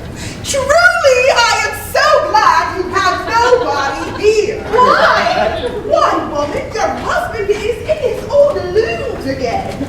So takes on yonder with my husband, so rails against all married mankind, and so curses all Eve's daughters of what complexion soever, and so befaced himself on the forehead, crying, peer out, that any madness I ever yet beheld seemed but tameness, civility, and patience to this distemper he is in now. I am glad the fat knight is not here.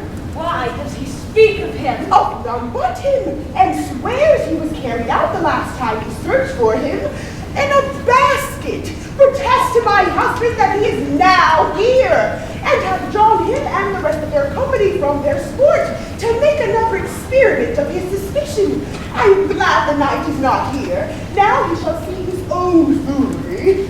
How near is he, Mistress Page? Hard by, at Street Inn. He will be here anon. I am undone! The knight is here! Well, then you are utterly shamed, and he is but a dead man. What a woman are you! Away with him! Away with him! Better shame than murder. What should I do? How shall I bestow him? Shall I put him into the basket again? No, I'll come no more in the basket. May I not go out ere he come? Alas, 3 of Master Ford's brothers watch the doors with pistols, that none shall issue out. Otherwise ye may slip away ere he came, but what make you here? Oh, what shall I do?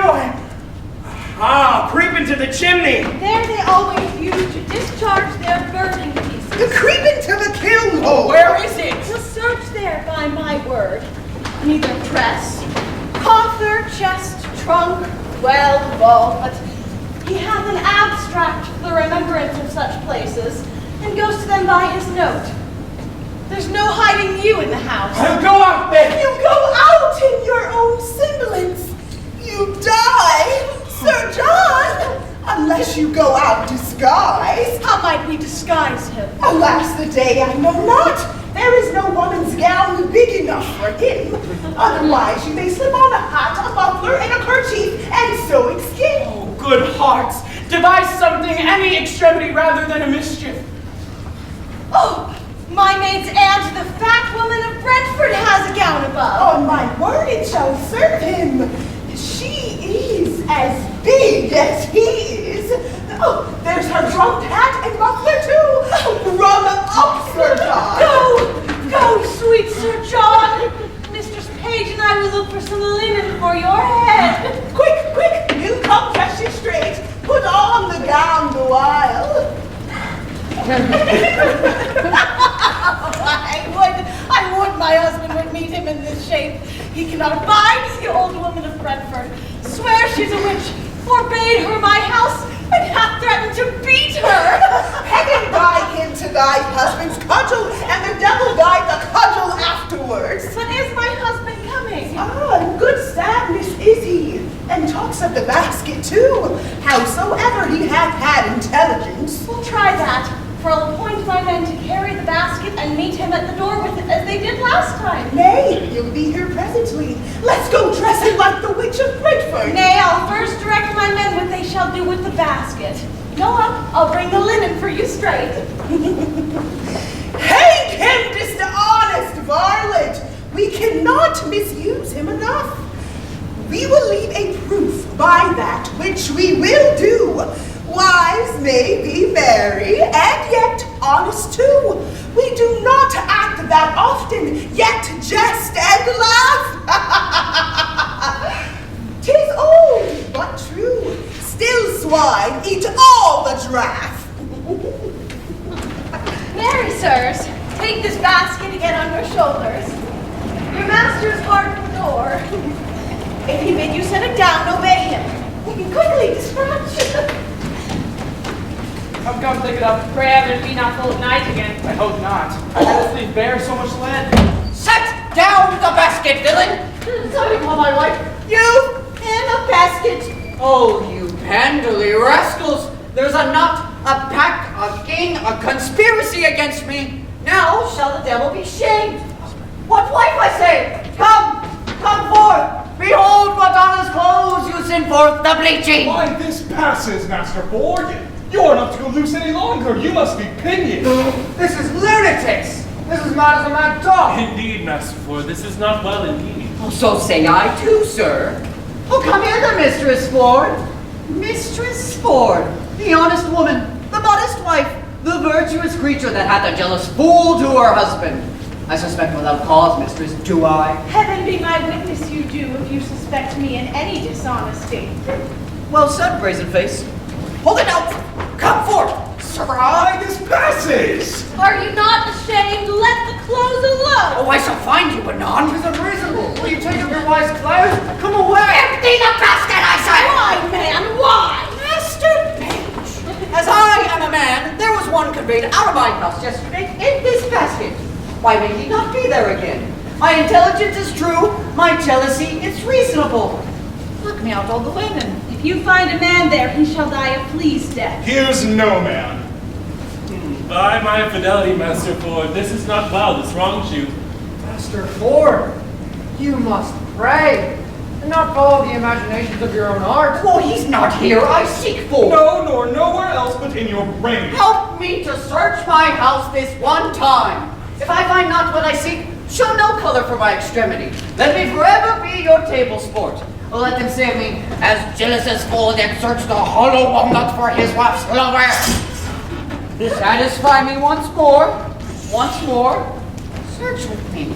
Mistress Page, come you and the old woman down. My husband will come into the chamber. Old woman?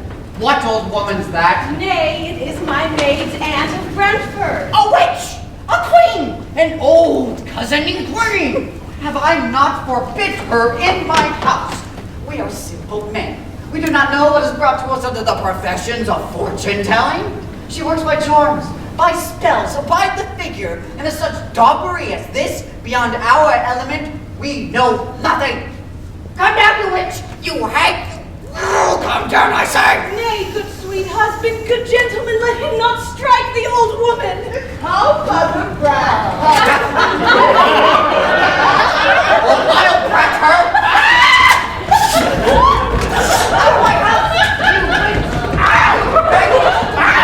Oh, cat! You Phrygian! Oh,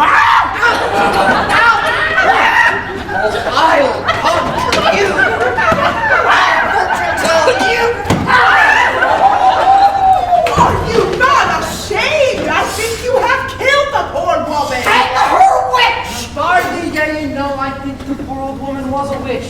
I spied a great beard under her, and I like not when a woman has appeared. Will you follow, gentlemen? I beseech you, follow! See but the issues of my jealousy. If I pile thus upon no trail, never trust me when I open again. Let's obey this humor a little further. Come, gentlemen.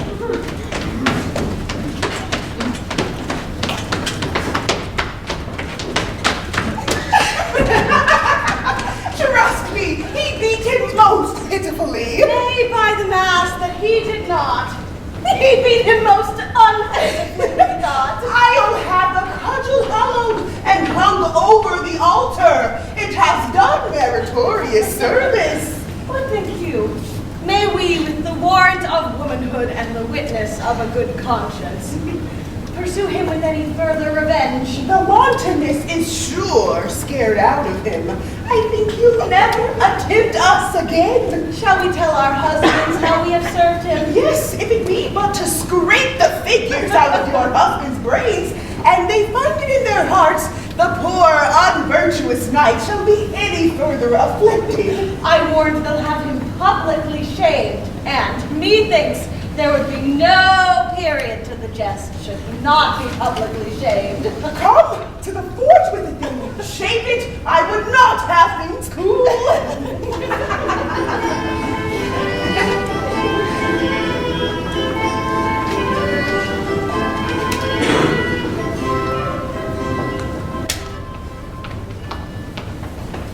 Ma'am, the German guest desired to have 3 of your horses. The Duke will be in court tomorrow, and they are going to meet him. What Duke be that should come so secretly? I hear naught of him in the court. I can call him to you, ma'am. They shall have my horses, but I'll make them pay. I'll sauce them. They have had my house a week at command. I have turned away my other guests. They must come off it now. I'll sauce them. Come.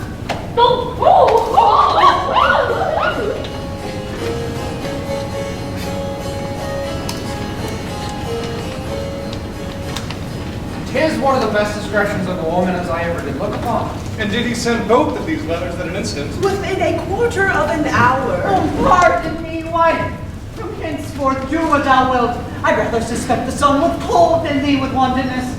Now doth thy honor stand in him that was as of late inherited, as firm as faith. 'Tis well, no more, but not as extreme in submission as in offense. But let our plot go forward. Let our wives yet once again to make us public sport. Appoint a meeting with the old fat fellow where we may take him and disgrace him for it. There is no better way than that place spoke of. How? To send him word they'll meet in the park at midnight? Fie, he'll never come. You say he's been thrown in the rivers. He been previously painted as an old woman. He thinks there should be terrorism when he should not come. He thinks he shall have no desires. So think I, too. Devise but how you'll use him when he comes, and let us two devise to bring him thither. There is an old tale that goes, Hern the Hunter. Sometime a keeper here in Windsor Forest doth all the winter time at still midnight walk around about an oak with great ragged horns, and there he blasts the tree and takes the cattle and makes the milk kine yield the blood and shakes the chain.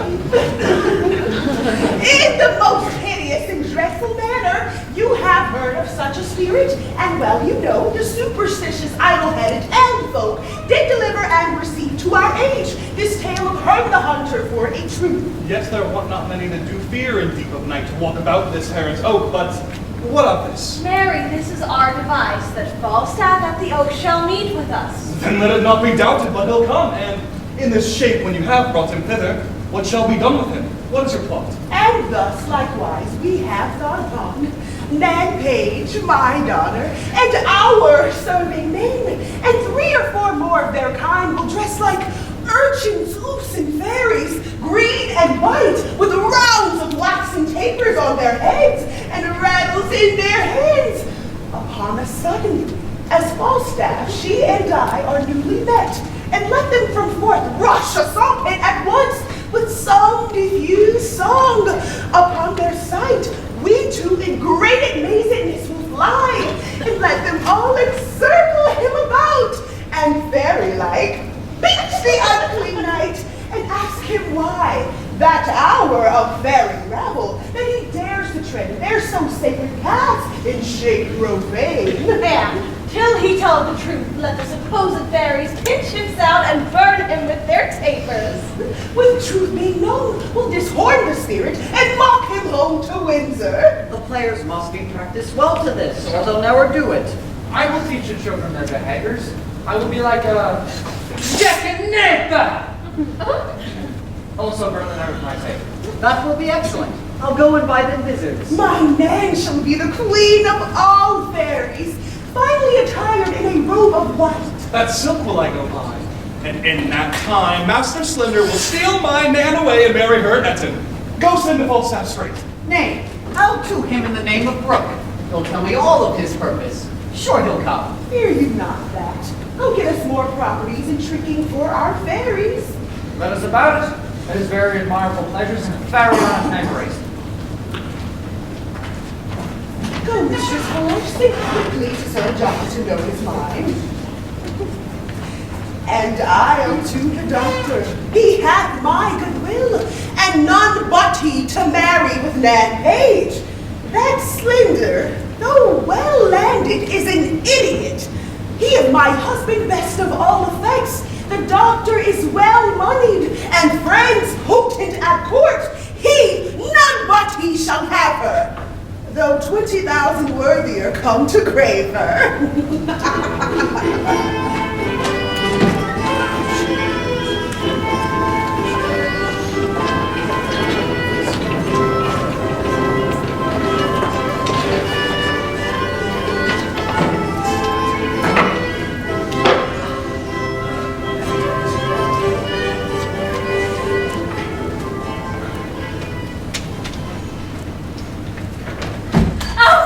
Alas, ma'am! Thievery, cousins, mere cousins, you've been robbed! Where be my horses, Starlando? Speak well of them. Run away with the Germans, the cousins, for so soon as I came on it, they threw me off from behind one of them in a slough of mire and sent spurs away like 3 German devils for Dr. Faustus's. They are gone but to meet with the Duke, villain. Do not say they be fled. Germans are honest men. Where is my man? impaired your entertainment. There's a friend of mine come to town, tells me there are 3 Germans who have cousins that host of Brennings, of Manninghead, of Coburg, and of horses and of money. And I tell you for goodwill, you are wise and full of plotting stops, but 'tis not convenient you should be cousin. Dear Master Doctor, in perplexity and doubtful dilemma. I cannot tell what is dead, but it is telling me you make a grand preparation for a Duke de Chamonix. By my chart, there is no Duke that to come is not to come. I care for good deal. I do. Hue and cry, villain, go! Assist me, knights! I am undone! Will I run? Hue and cry! I am undone! Oh!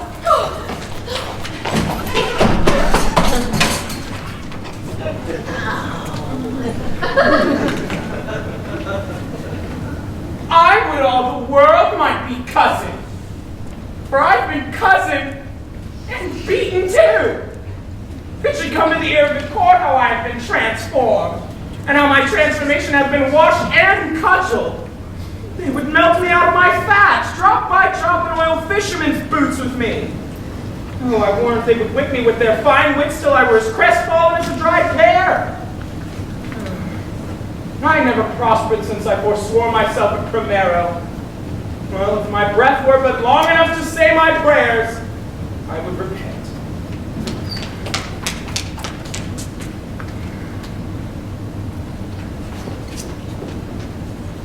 Now whence you come?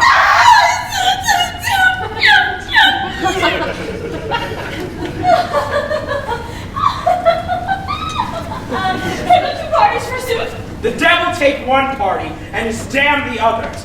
I have suffered more for their sakes, more than the villainous inconsistency of man's disposition is able to bear. And have they not suffered? Yes, I warrant you, especially one of them, Mistress Ford Goodheart, is beaten black and blue without a white spot about her. What tellest thou me of black and blue? For I was beaten into all the colors of the rainbow. And I was like to be apprehended for the witch of Brentford. Not for my admirable dexterity of wit, my counterfeiting the actions of an old woman delivered me. The knave constable had chosen to sit me in the stocks, in the common stocks, for a witch. Sir, let me speak with you in your chamber, and you shall hear how things go. I warrant to your content. Oh! Here is a letter that will say somewhat. Heart, what I do here is to bring you together. Sure, one of you does not serve heaven well that you are so crossed.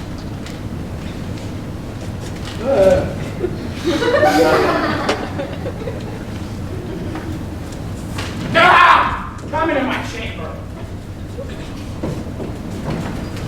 Master Fenton, talk not to me. My mind is heavy and I will give over all. Yet hear me speak.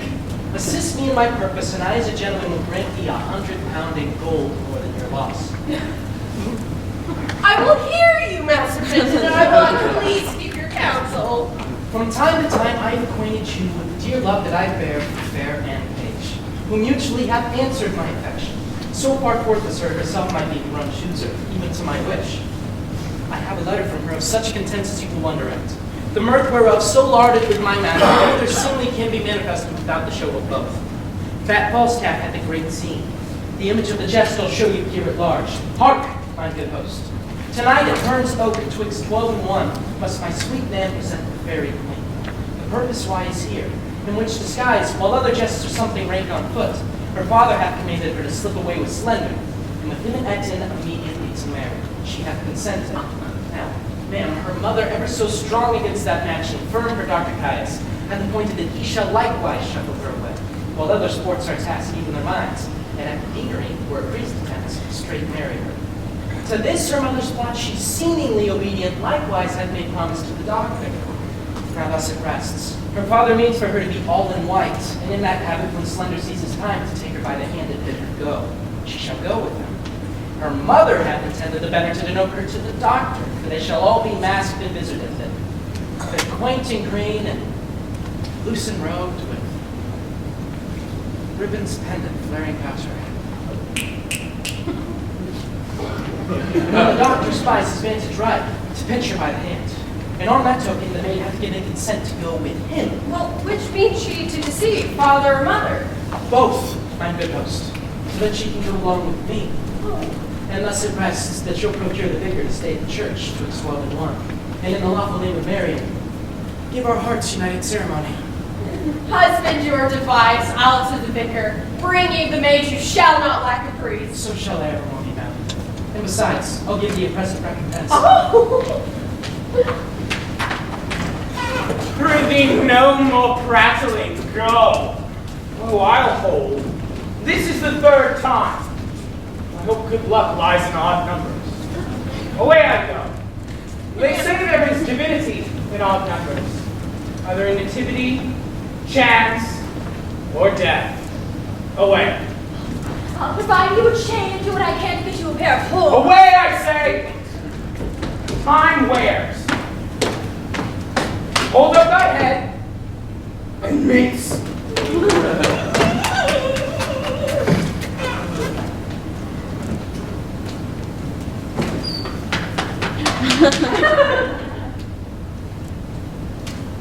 How now, Master Brooke?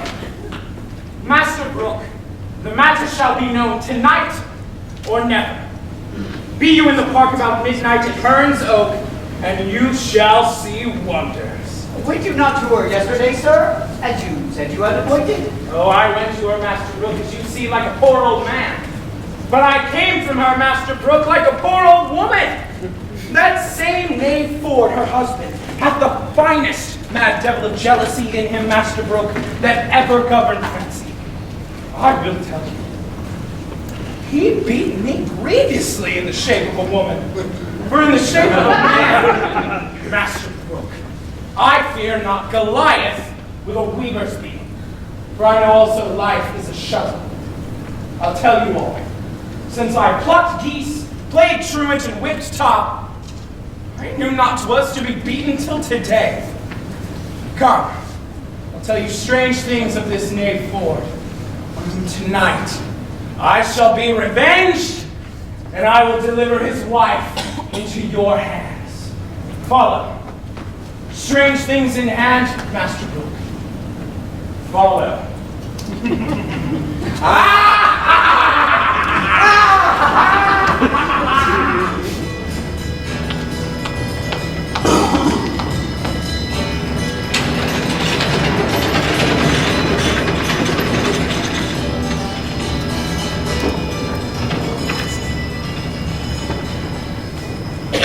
Come, we'll couch in the castle dish till we see the light of our fairies, and remember, son slender, my daughter. I'm pursued. Then when they words know one another. I come to her wife crying long, and she cries budget. And by that we know one another. That's good too, but what the needs of your mom or her budget for the wife not decipher her love? The night is dark, our lighted spirits will make it well. Heaven prosper our sport. No man means evil but the devil, and we shall know him by his horns. Let's away. Follow.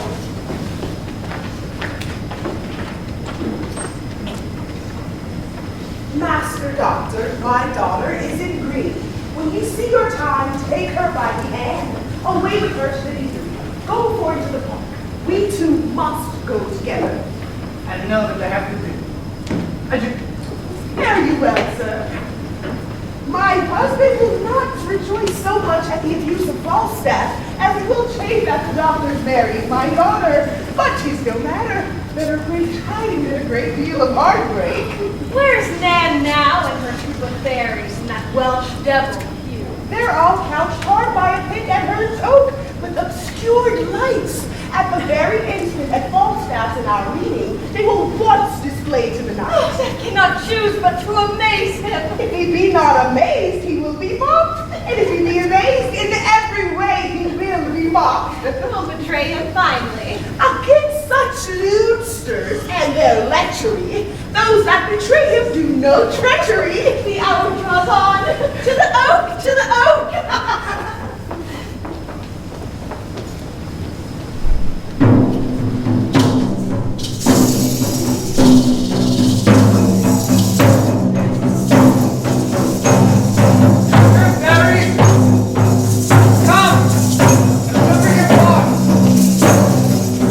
These holes I raised,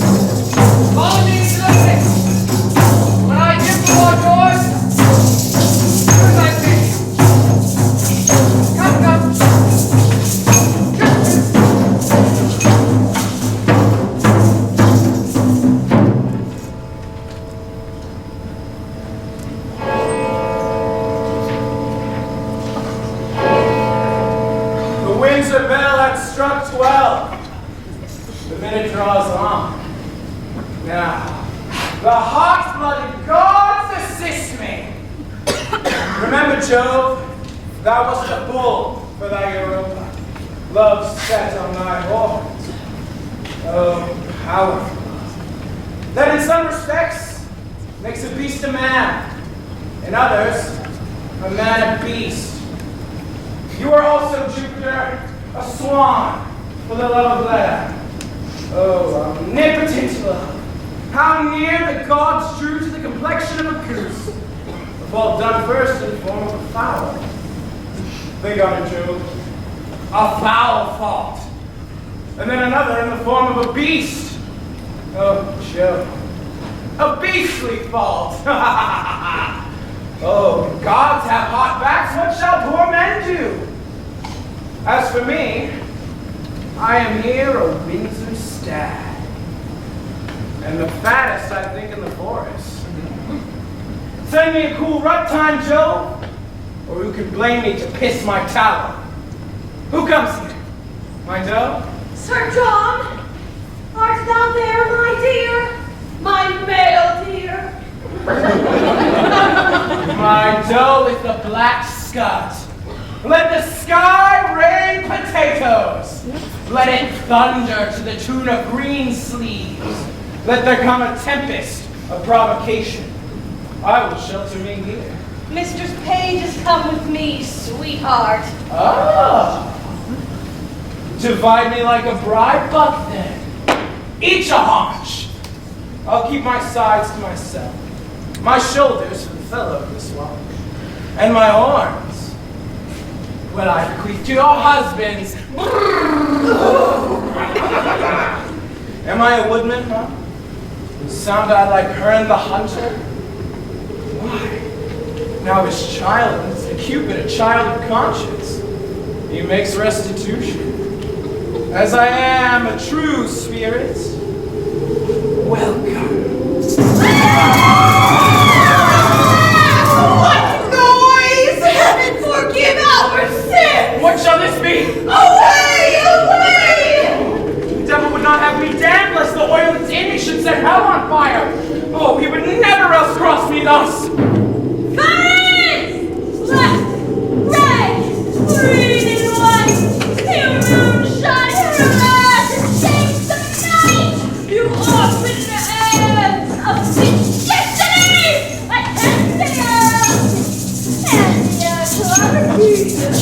They're fairies! He who speaks to them shall die! Oh, if we can couch, no man there works the time! Fairies! Tell you to find you a maid! That here she sleeps bright her brighter skin! Raise up the organs of her fantasy! Sleep she is found in careless infancy! But those that sleep think not on their sins! Takes his arms, legs, back, shoulders, sides, and chin!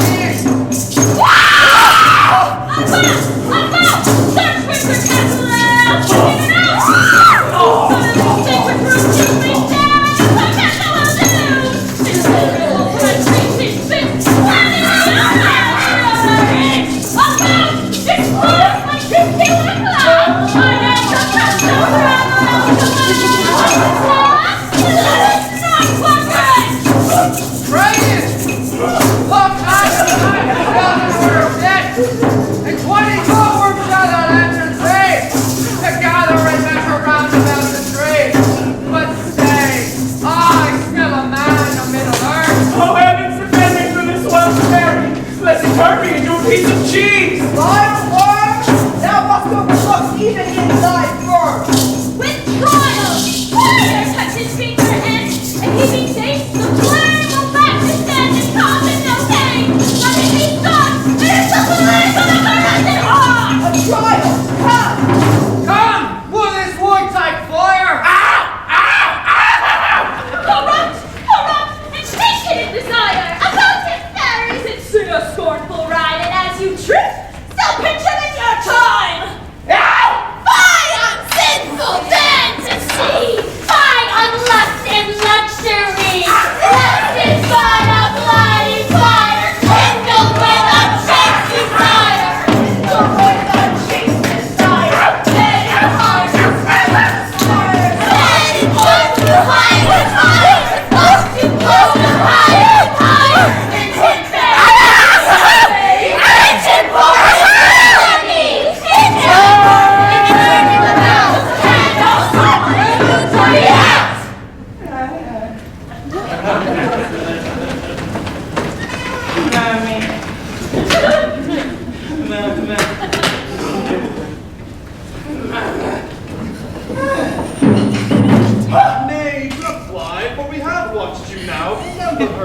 master, serve your turn. I pray you come, hold the jest no higher.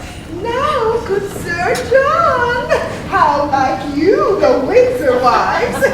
See you these husband, do not these fair yokes become better the forest than the town? Now, sir, who's a cuckold now? Master Brooke. Oh, that's a name, a cuckoldy name. In here are his horns, Master Brooke. Master Brooke, he hasn't doing nothing aboard but his bunk basket, his cudgel, and 20 pounds of money, which must be paid to him, Master Brooke. His horses are arrested for it, Master Brooke. Sir John, we have had ill luck. We could never meet. I'll never take you for my love again, but I'll always count you my dear. I do begin to perceive I am made an ass. I and an ox too. Both the roots are exits. And these were not fairies? Oh, I was in 3 or 4 times to believe that they were not fairies. The sudden surprise of my powers, the guiltiness of my mind, led the grossness of the foppery into a received belief beyond all rhyme or reason that they were fairies. Oh. See how wit may be made a jacqueline. 'Tis a palm ill employed. Sir John Falstaff! Serve God! And nigger desires and fairies will not hence yet. Well said, fairy people. And nigger jealousies too, I pray you. I will never misdoubt my wife again till thou art able to woo her in good English. Have I laid my brain out in the sun and dried it, that it wants not just to prevent so gross or reaching as this? Am I not ridden with a Welsh goat too? Shall I have a coxcomb of fries? 'Tis time I were choked with a piece of toasted cheese. Cease is not good for your putter. Your belly is all putter. Cease and putter. Ugh! Have I lived to stand at the taunt of one who makes fritters of English? This is enough to be the decay of thus and late walking through the realm. Why, Sir John, do you think, though out of the virtue of our hearts, by our heads and shoulders, that the devil ever could have made you our delight? What, a hodge pudding? A bag of flax? A puffed man? Old, cold, withered, and of intolerable entrails. And one that is as slanderous as Satan. And as poor as Job. And as wicked as his wife. And given to fornications and taverns, sacking wine, drinking, staring, swearing, dribbles, and prattling. Well, I am your theme. You have the start of me. I am dejected. Cannot answer the Welsh flannel. Ignorance itself is a plummet below me. Use me as you will. Oh, very sir. We'll take you to Windsor. To one Master Brooke whom you have cozened of money.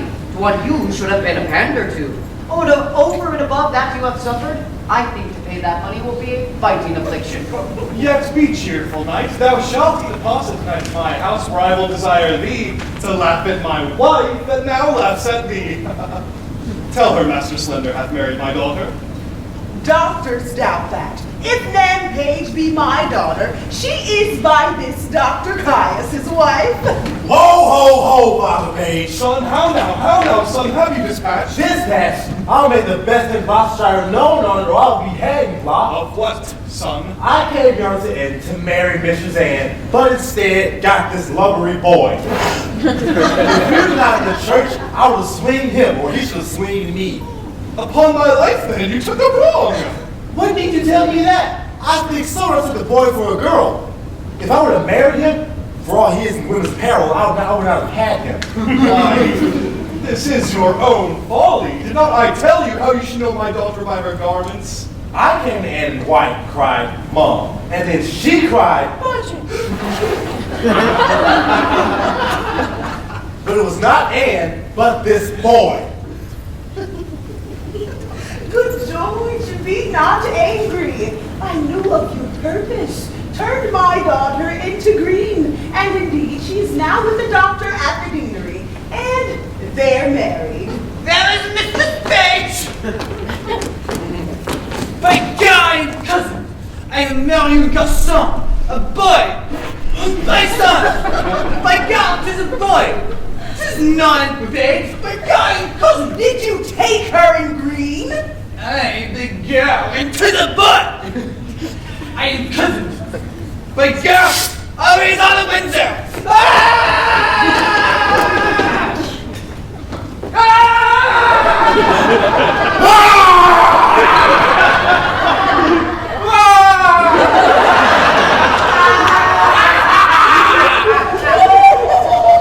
Oh, this is but strange. Who hath got the right hand? My heart misgives me. Here comes Master Fenton. How now, Master Fenton? Pardon, good father. Good my mother, pardon. Suzanne, how chance you went not with Master Slender? Why was you not with the master doctor, maid? You do amaze me. Hear the truth of it. You would have married me most shamefully where there was no proportion held in love. Truth is, he and I, long since contracted, are now so sure that nothing can dissolve us.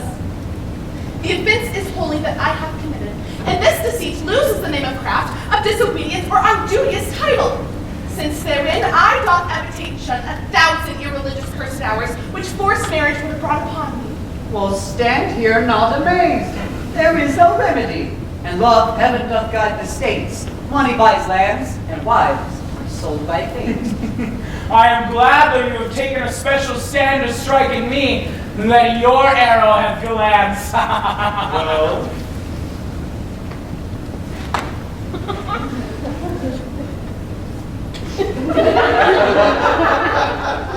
Fenton, heaven give thee joy. What cannot be eschewed must be embraced. When night dogs run all sort of deer a chase. Well, I will be used no further. Dearest Anne, heaven give you many, many merry days. Good husband, let us one and all go home and laugh the sport over by a country fire. Sir John, and oh. Let it be so. Sir John, till Master Brooke, you shall yet hold your word, for he tonight shall lie with Mistress Ford.